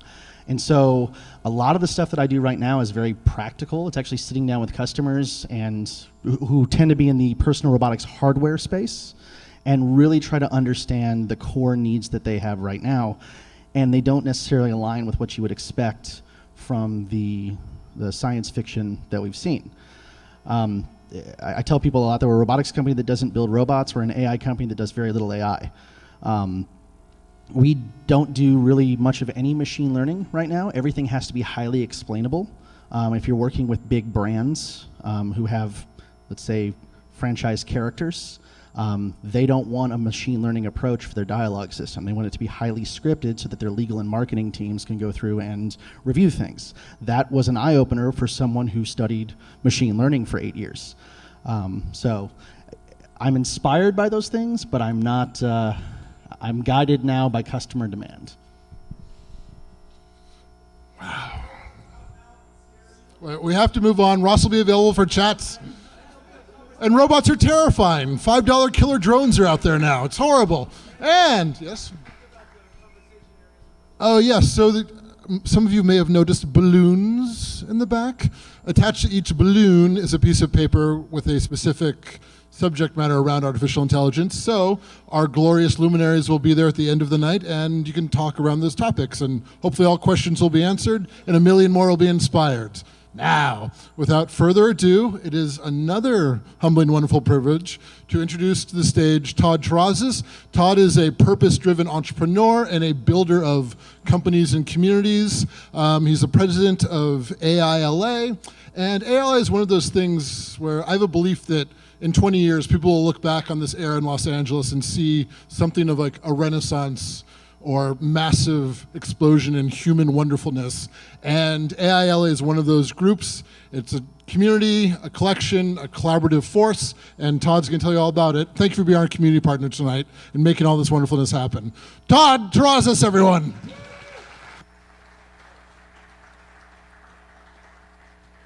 Thank you for that warm opening. Hey everybody, how you doing? All right. How's that tequila back there? Yeah, so my name is Todd Terrazas. Where do I go next? I have a very short talk. It's really just about myself, so it's not that hard to talk about. Yeah, this is my city. I've been here for a long time, third generation, and it's funny. People always ask me, so I went to film school at USC, and everyone has always asked why, how did you change from film school to AI? And well, I kind of stumbled into it. And so after film school, actually even during film school, I was very entrepreneurial, developed a tech company, building basically the first college classifieds. So that's how I kind of got really into the tech world even before I graduated. But long story short, I'm basically a recovering founder. I had a tech company building emergency response systems all the way to attempting to build a AI 911 operator to chatbots for customer service. And when that didn't work out, I really had to figure out, what my purpose in life was again. All this time in the last 3 years, we've been throwing events around AI where really we wanted to help make sure everyone understood how these technologies impacted your life, society, and then industry. Only in the last 6 months, though, I decided to go full-time on this endeavor, develop it into a nonprofit, and really help develop the Los Angeles area into a community that's worth living in, right? Where we can attract the best talent to come here and also keep the best talent to come to be working here, to focus on AI for social impact. So we're very much focused on the utopian type storytelling of how these technologies can actually make us better people and not destroy us, like most of entertainment and the press like to make us believe. But we also are very, we're very transparent and very honest about everything. I mean, as you can see, like, as the people that talked before me, if it's written in Python, it's probably machine learning, and if it was written in PowerPoint, it's probably AI. We definitely use the term AI, ALA very loosely. It's really focusing on just, any type of new technologies that are out there. So don't get hung up on the whole AI piece. It's just a great brand. We're really happy to help bring together a number of different types of people, whether you're an engineer, you're a data scientist, to an artist, to a philosopher, to everything in the middle. We really want you to come out to our events. We hold them every second Tuesday as a casual happy hour, and then we also do a third Thursday tech talk where we really get to dive into a specific type of theme every month. So think about what we do like a year-long conference. We started with investment in January. We were focusing on entertainment media in February. We were at Google focusing on education. We did all the month of April was an Earth Summit, which was our first annual, where we actually got to bring in 100 experts focusing on all different types of issues around sustainability and climate change to come workshop problems. That then went into a Techstars Startup Weekend. And then this month is really freaking cool. We are back at Google because they love us, and we're talking about the future of work. And it's really not the whole, they're gonna take our jobs, but it's really more focused on, yes, jobs will be replaced, but then new jobs will be created. So it's very much, on the positive look of how these technologies will actually open up more new opportunities. So if you would love to get involved with our community, please reach out, go to joinai.la, drop in your email. We seriously only ship off 2 emails a month, and we hope to see you at our next third Thursday Tech Talk on May 16th. All right, guys, have a good night. Thank you.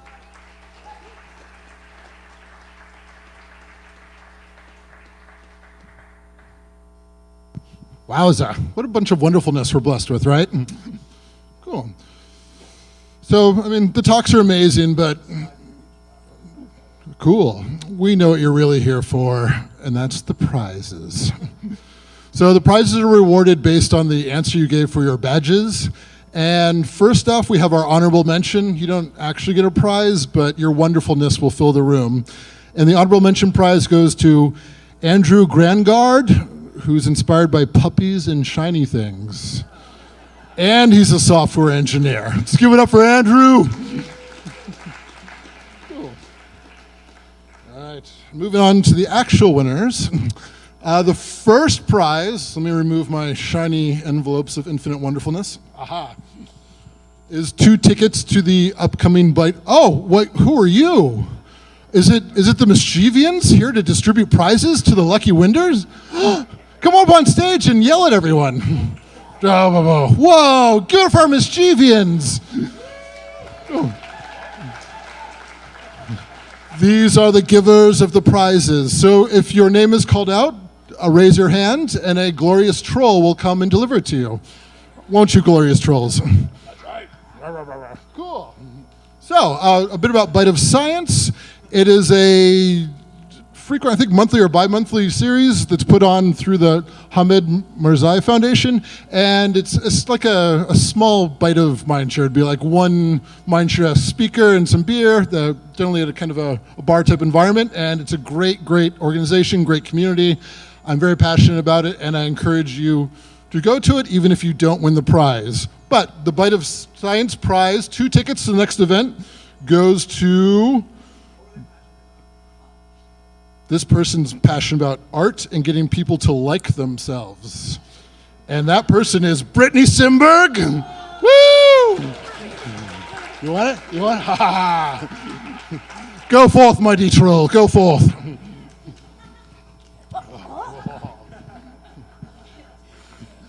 All right, so many of you are familiar with 2-Bit Circus, Mindshare in the early days, and 2-Bit Circus now. There's a profound bond.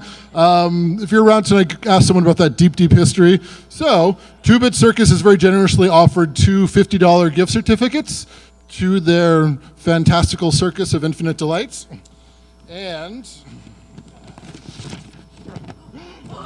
back, savages. Person who's passionate about video games and how to make the world righter. He's an information architect at Riot, Jake Weiner. Woo! Put your hand up, Jake. Troll, go forth. I love trolls.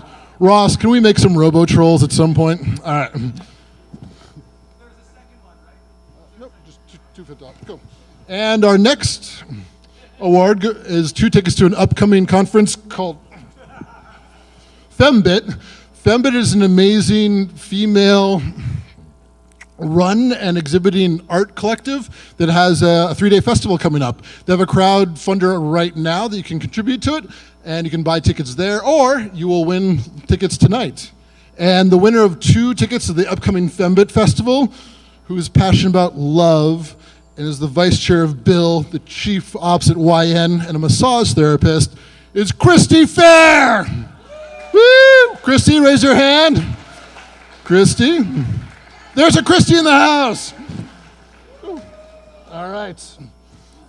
To the Fembit. All right. It just really gets you right here. So, for the next prize, one of my favorite companies, they make scones. They're called Sconely. There's Truth in Advertising there. And they offer a variety of gluten-free to vegan. It's a small company. It's great. Fantastic outfit based in downtown. So they've offered a box of scones. In our last event, the winner of the scones gave the scones to others. And there was a cascading effect of wonderfulness. So, the winner of our scones is passionate about baking, health, outer space, and coffee. It's close to my heart as well. She's a producer at Red, Katie Leonard, are you in the house? Woo! Wait. To the scones. Excellent. Cool.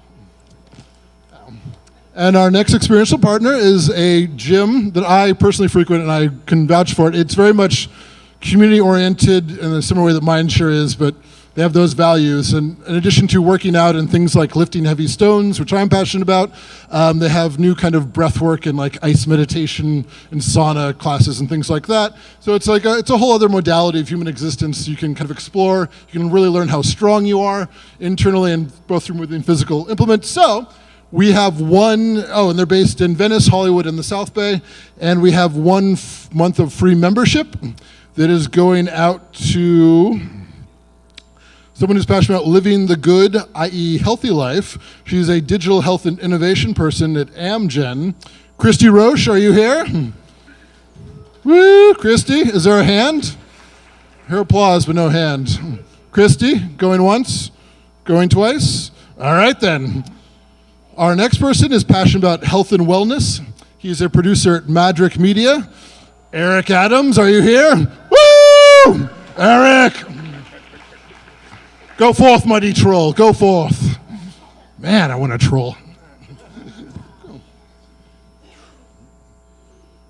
And our final prize is by a really nifty company called 8i. 8i is turning people into holograms, or vice versa, who knows where things are going to go. And so the prize is that 8i will turn one lucky winner tonight into a hologram. I believe the CEO is present tonight if you want to talk to him in front of the magical balloons. And the winner of a hologram of themselves is passionate about AI and human creative collaborations. He's Associate General Counsel at California Institute of Technology. Oral Cogler, are you here? Woo! Oral becomes a hologram. Go forth, mighty troll. Give forth the hologram and bless thee on thee sojourn. All right then. Well, that was sufficiently magical for me. I am now humbled and honored to introduce our next speaker. She is a founder who she co-founded and became the general manager of DACRI, which is an augmented reality company that did... let's go for the trolls. We'll see them later tonight. Kind of industrial applications of augmented reality. Currently, she is a creative consultant working with artificial intelligence, policy. She advises and speaks at the Future of Life Institute, which I think you should kind of look at going forward. And she's here to give us the final speech and the concluding wisdom, and then it'll be a troll-tastic good night for all. So, without further ado, Gaia Dempsey, thank you for blessing the stage.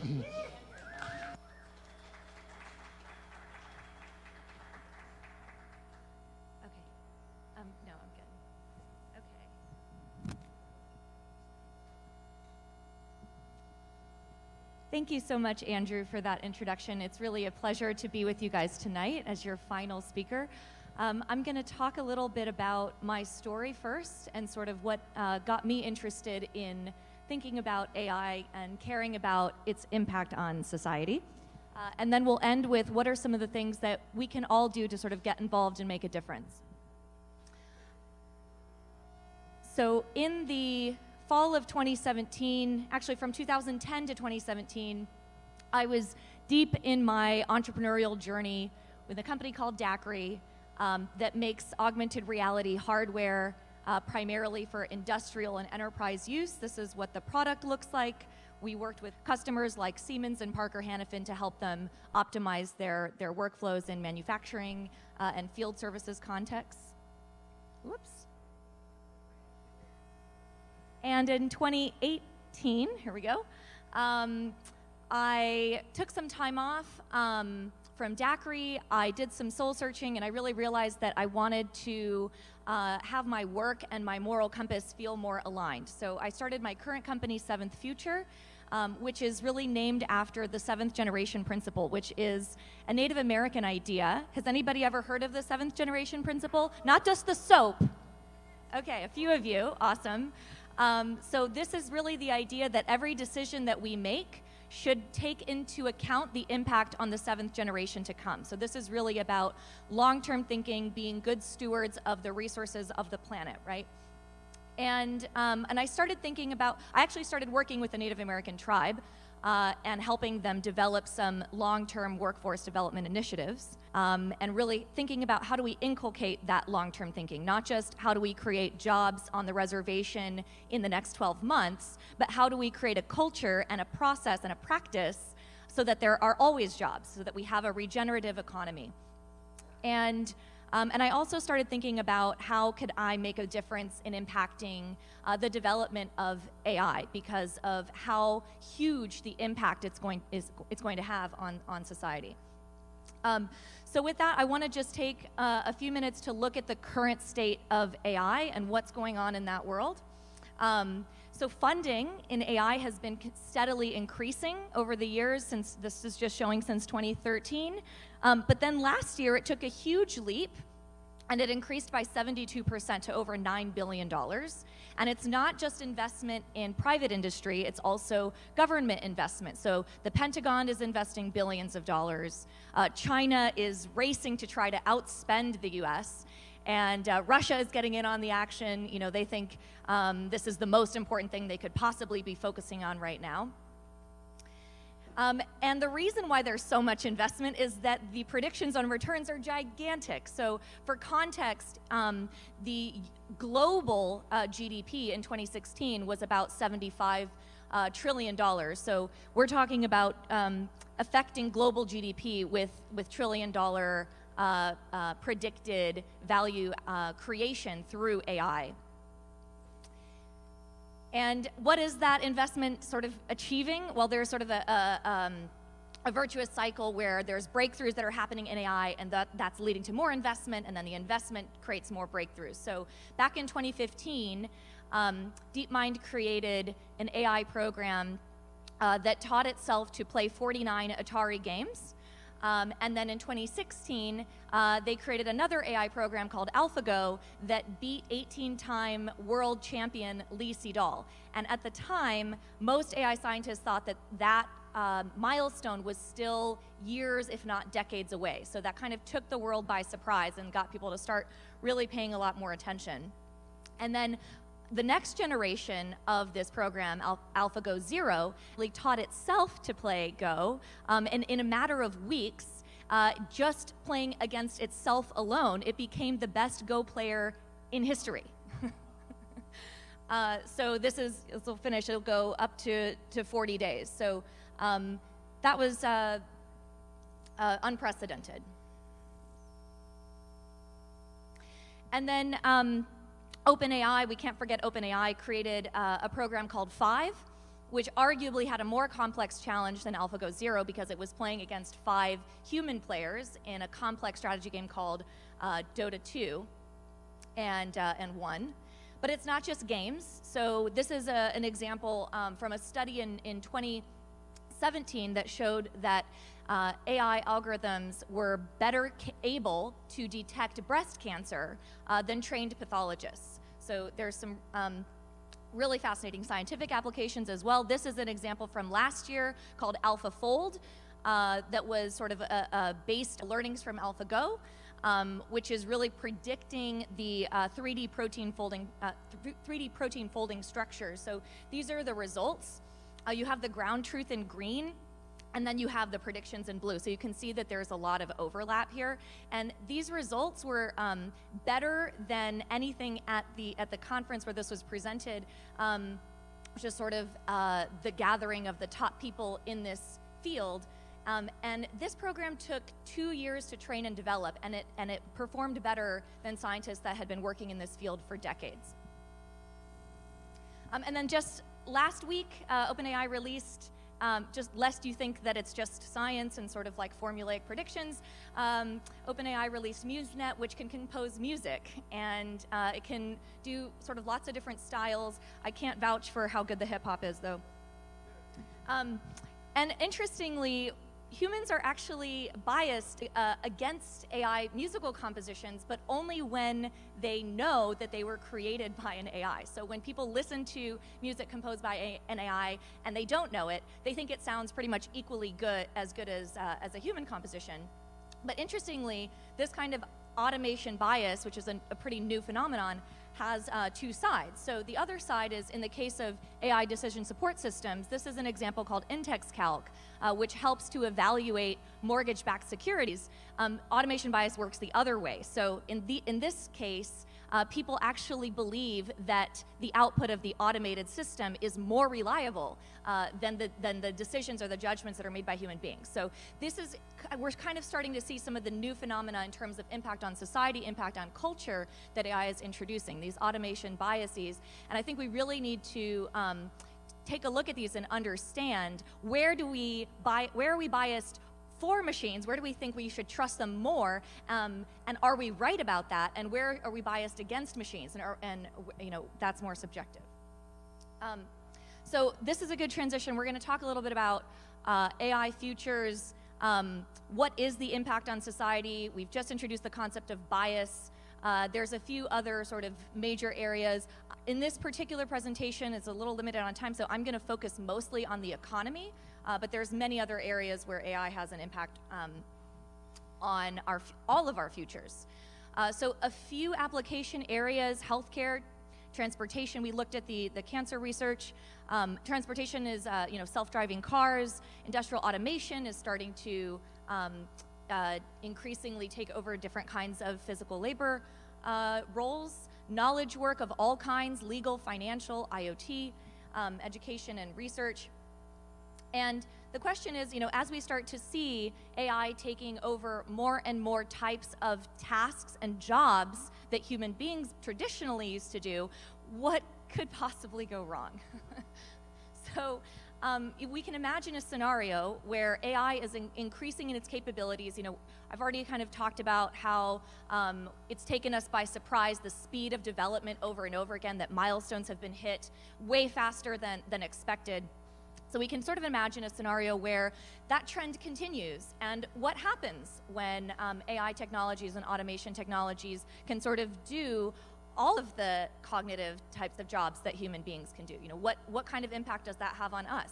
I believe that a big part of the meaning that we get is from our ability to contribute, and for that contribution to be acknowledged. And so we get a good sense of meaning and a sense of identity from our work. And I don't think, so that's just on the emotional side, let alone on the sort of like political and societal side. I don't think that we're really ready to deal with this tsunami of automation that is already starting to crash on our shores. So yeah, this is just one of my sort of core beliefs. I've been thinking a lot about how do we connect AI and values? How do we design AI systems that really honor our values and support them? And this is, I think, one of my core beliefs, that every single human being really wants to contribute to the world or their community in some way, and to have that contribution acknowledged by their community. And that's one of the ways, not the only way, but it's one of the ways that we derive meaning. So is that scenario plausible? Well, this is a diagram that Hans Moravec, who's one of the sort of early pioneers in the field of AI, created back in the 1980s. And the water level in this landscape represents AI's capabilities. What can computers do either at the same level or better than human beings? So Go, the water has already risen, AI is better at Go than people. Chess happened a long time ago. Driving is sort of on the beach. We're it's not quite there yet. And we're imagining, the water level just keeps rising, and there's really no reason that we have to believe right now that the water level will stop rising. There's sort of this, Hans actually talked about computers as universal machines with sort of a boundless expanse of tasks that they could possibly take on. And so it's sort of only a matter of time before areas that we think are safe, up all the way in the mountains where there's art and AI design, could start to become underwater. And so one of the big questions is what happens when we hit that point where AIs can actually design new AIs, and there's a whole set of questions around that. But I want to take a moment to look at one example of sort of a place where the water level rose way faster than we were expecting. So back in 1950, Peter actually talked about this a little bit in his talk. Alan Turing wrote a paper where he proposed this Turing test that was really about computers passing for human beings. But I think that the more relevant Turing test today is can computers or can machines or can software systems replace humans in a more literal sense, in an economic sense. So in 2016, McKinsey puts out this big report where they basically said, 78% of physical labor is going to be done by machines. And 9%, much, much less, 9% of the work of managing people is going to be done by machines. That seems reasonable. Like, I don't think, could you work for a machine? Like, that seems kind of crazy.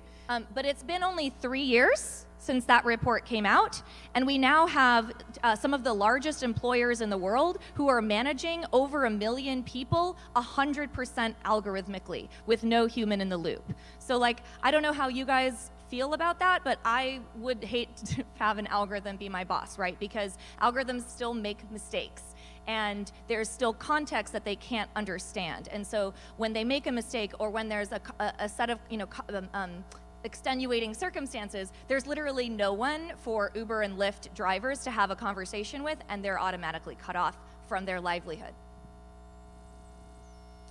So I've talked a little bit about sort of some of the economic risks, some of the implications. I want to just do a quick summary and look at some of the other areas as well. So biased algorithms, clearly in the workplace, that's a growing trend. I highly recommend, if you're interested in this one, Alex Rosenblatt's new book, Uberland. The subtitle is something like how algorithms are changing the landscape at work. But biased algorithms are not just a concern in the workplace. They're also now being used in financial decisions, in insurance companies, and I think most worrisome of all, in the criminal justice system. So just to give you an example, California, the state of California recently changed the law around bail. And so they've replaced human decision makers around granting bail, and those decisions are now made completely algorithmically. Loss of human agency is another major concern. How many of you sort of like know how to drive around LA without Google Maps? Okay, like some of you still know how to do that. That's great. But you can sort of imagine, like, if you maybe moved to a new city and after you'd moved to the city, like Google Maps already existed, and so you never got to know it. Like, that taken to the extreme is sort of this idea of, oh, I suddenly am over-reliant on a set of technologies that I need to be able to function. And if you really take that to the extreme, you can imagine sort of a cognitive atrophy that happens, or a human enfeeblement that happens when we hand off too much of our tasks to machines. Abuse of sensitive data, this one is a big concern in the private industry, but also in government. This is where these huge scalable systems that suck up tons and tons and tons of data about you can become a potential tool for authoritarianism, and we're already starting to see this in China. Did anybody see the New York Times article about the 500,000 face scans? Right, so China is already using facial scanning technology to profile an ethnic minority, the Uyghur community. So that's a huge concern. Mass job loss, we kind of talked about this a little bit. The idea of sort of a vast class of human beings who could be economically, not have any economic agency, which could translate to a loss of political agency as well, which is super scary. And then even more terrifying, autonomous warfare, which we should not do. And then alignment and control. This is sort of a more technical challenge that underlies some of these other items on the bullet list. I'm not going to get too deep into this one, but this is really about being able to maintain control of a system that is more intelligent than human beings. And if you're interested in that, Nick Bostrom has really done the best job, I think, of sort of getting these ideas out there. He lays out the arguments in this 2014 book, Superintelligence. So we need to start paying more attention to these issues. So regulators are finally starting to pay a little bit of attention, this is a bill that was introduced by Senators Wyden and Booker this year called the Algorithmic Accountability Act of 2019. It's a little bit like fuzzy. It doesn't quite go far enough, but it starts the conversation around a need for transparent audits of AI systems. And this is going to bring me to, what can we all do? What can we do to get involved to sort of make sure that the technologies that we're building serve our needs and have our values at their core?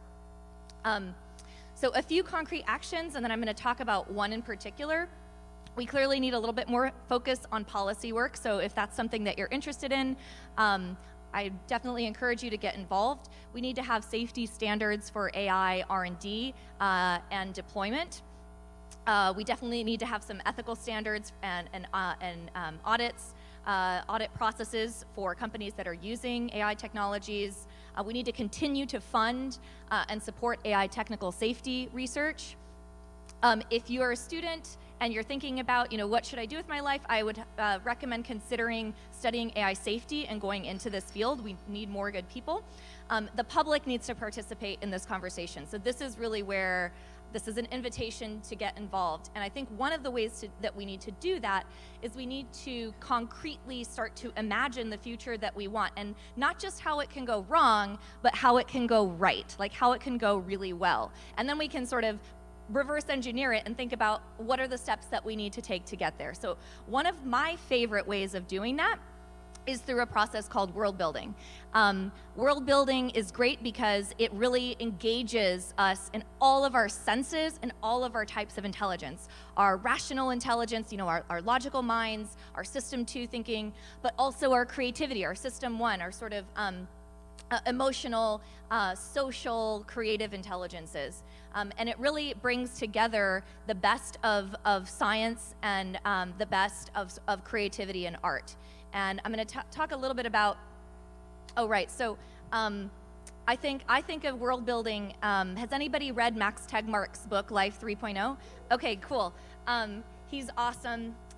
So in Life 3.0, he defines Life 1.0 as a simple biological system that is like basically 100% determined by its DNA, and like it can't really change throughout its lifetime.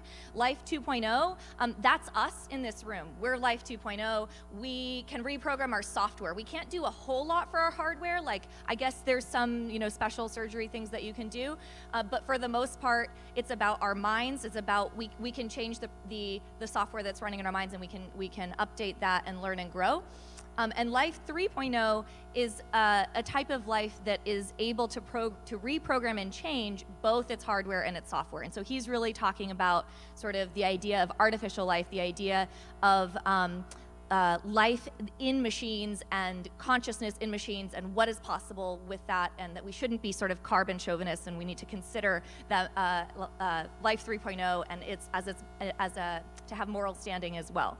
And I see world building as taking the idea of Life 3.0 and sort of applying it not just to an individual life form, but to a collective group of people who, it's us as a society that can program both our hardware and our software. So I'm going to talk a little bit about what that means. When you are doing a world building process, you get together a group of people and you determine the scope and the purpose of the world build. You get together a foundation of knowledge, expertise in different areas that might be applicable to your world building process. And everybody's an expert in something. Then you start to imagine and predict, based on the expertise that you've gathered, a set of interconnected systems. So how are those going to evolve? What are they going to look like? You start to play in those systems. You start to imagine characters. And then you choose a specific point in time and you predict, how are those systems going to look at that time? And then you capture and document the world that you've built together. So it's a really fun, creative process. And then that sort of set of documents, that set of ideas, becomes a platform that you can use to tell stories and to also simulate and make predictions about the future. And this is being used, by the way, in storytelling. World building is used in science fiction. So all science fiction authors kind of know that world building is a great tool for like stress testing, you know, a set of societal systems and imagining what does it feel like to live in them, you know, and getting more of our emotional intelligence involved in that process. So last month, I put together a conference called the Augmented Intelligence Summit, where we actually used this tool for the first time with a group of AI researchers and a set of multidisciplinary folks from economists and quantum computing experts and complexity scientists and creatives and entrepreneurs. And we did a world building process specifically focused on AI futures. This was in partnership with the Future of Life Institute, the Partnership on AI, and the Humanities Institute at UCSC. And we learned a ton. It was super fun. So we built out based on a sort of starting fragment of a world called Earth 2045, which was a plausible yet aspirational version of the Earth today. And we made some rules. So we said that by 2045, there's a law that's been passed that the data that an individual creates is owned by that individual. No such law exists right now. We imagined that there was a transportation standard that created an interoperable sort of system so that autonomous vehicles could operate safely in cities. We imagined that there was a different law that created a new product category called AI fiduciary agents so that everyone could have their own personal AI that's like a really good personal assistant, and you know and you have the confidence that the AI works for you instead of Amazon. That there's another law that mandates behavior modification disclosure. So to the extent that an AI system modifies your behavior, for example, is addictive, that's similar to cigarettes and alcohol, there would need to be a disclosure of that fact. Precision medicine has advanced to a great deal thanks to AI, and then also there's been a massive decarbonization of the planet by this point. So we sort of said, what would it look like to live in this world? But not everything has been solved. So there has been mass job loss.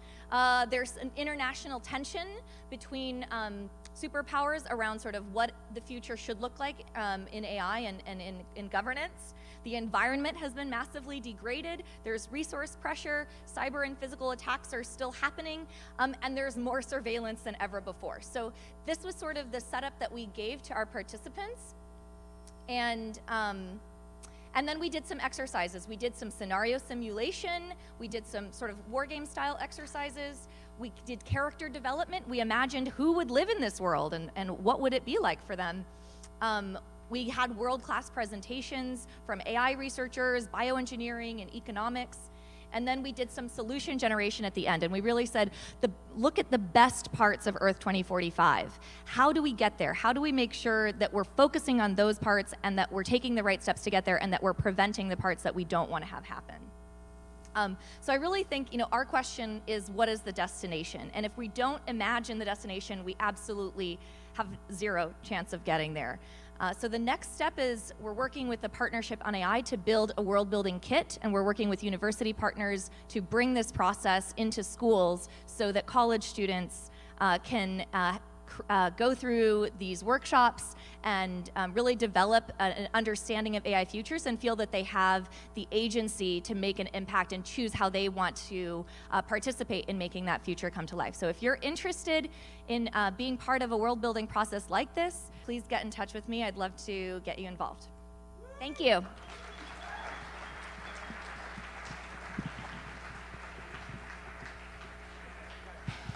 Guys, thank you so much for that vast wonderfulness. We have time for about one question. One question. Anyone have a question? Yes, you, sir. I'll yell it and I'll repeat it.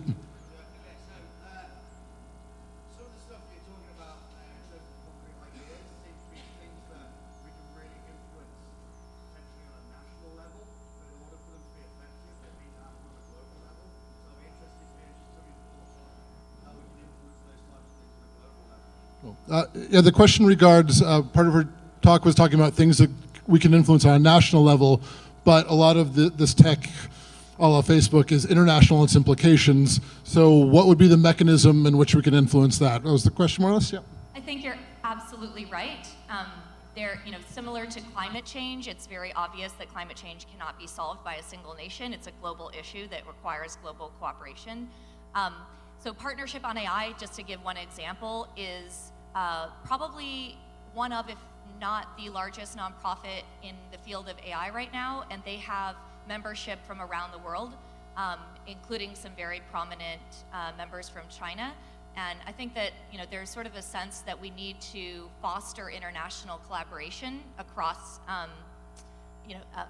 not just on the science side, but also on the policy side, and that scientists, similar to the process of denuclearization, can influence policy and can really create some agreement around, what are appropriate uses for the technology and where do we draw the line. One of the other sort of great examples in this is genetic engineering and the process through which the regulations came into being in that field. And I think that's one sort of major inspiring process that we can look to. We've got time for one more. Oh, we have time for one more question. Yes, you, sir.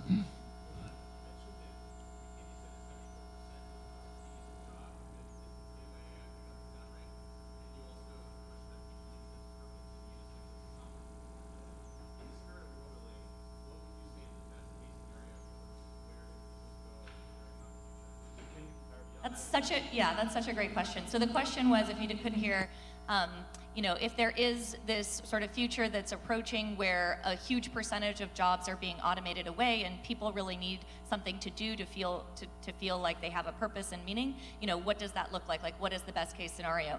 And I actually think, that's one of my favorite questions to answer, because I actually think that there's a lot of things that human beings can do that will provide that sense of meaning and purpose and connection without it necessarily having to be a sort of typical job that we think about in 2019. I actually wrote a talk that was like an hour long, and then it was like had to put it into 20 minutes, so I didn't have a chance to get too deep into that, but I think that one of the best case scenarios with AI is that we sort of arrive at almost like a post-scarcity type of economy, or at least one in which there is enough abundance for there to be a very generous social safety net for everybody. And when that happens, there's lots of ways that we can look to sort of competition and ritual and socializing and learning and growing and raising the next generation, where we can build in systems for contribution and acknowledgement. Contribution and acknowledgement don't have to be tied to money. Thank you so much. Big round of applause.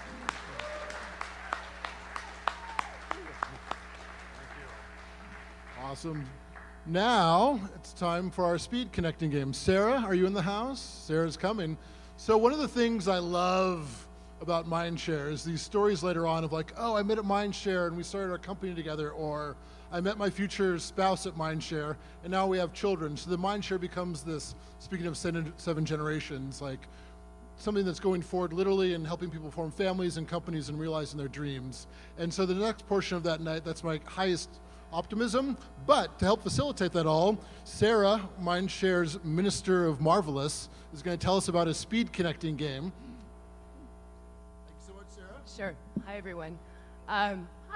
So we've been talking about doing this game for a little while back before Mindshare went on hiatus a few years ago, and we wanted to give it a try, and I think we thought tonight it would be the perfect opportunity to do this game, because right now the way we socialize is largely driven by our digital space and algorithms that show us who we're supposed to be friends with, and we have less choices.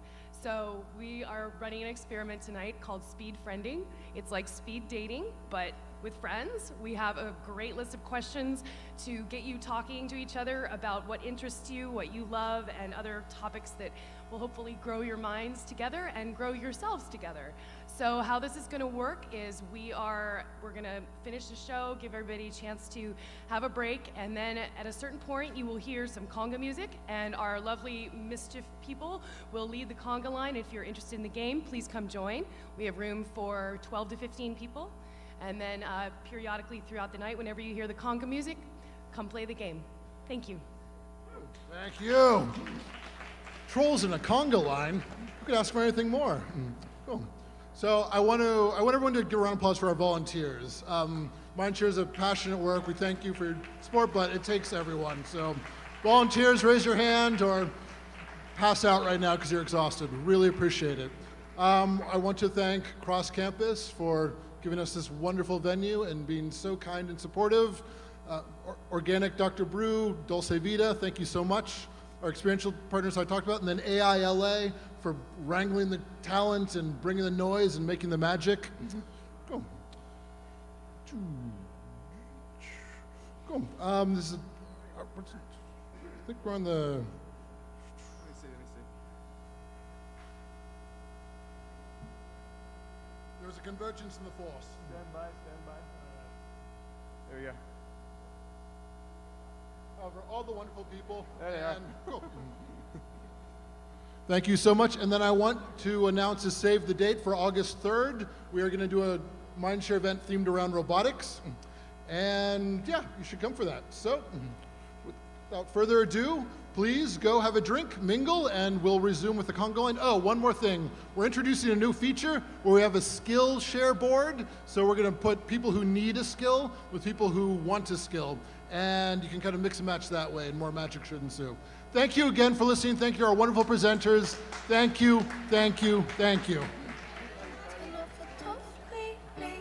Smoking a lot of cigarettes lately, but inside it's just a little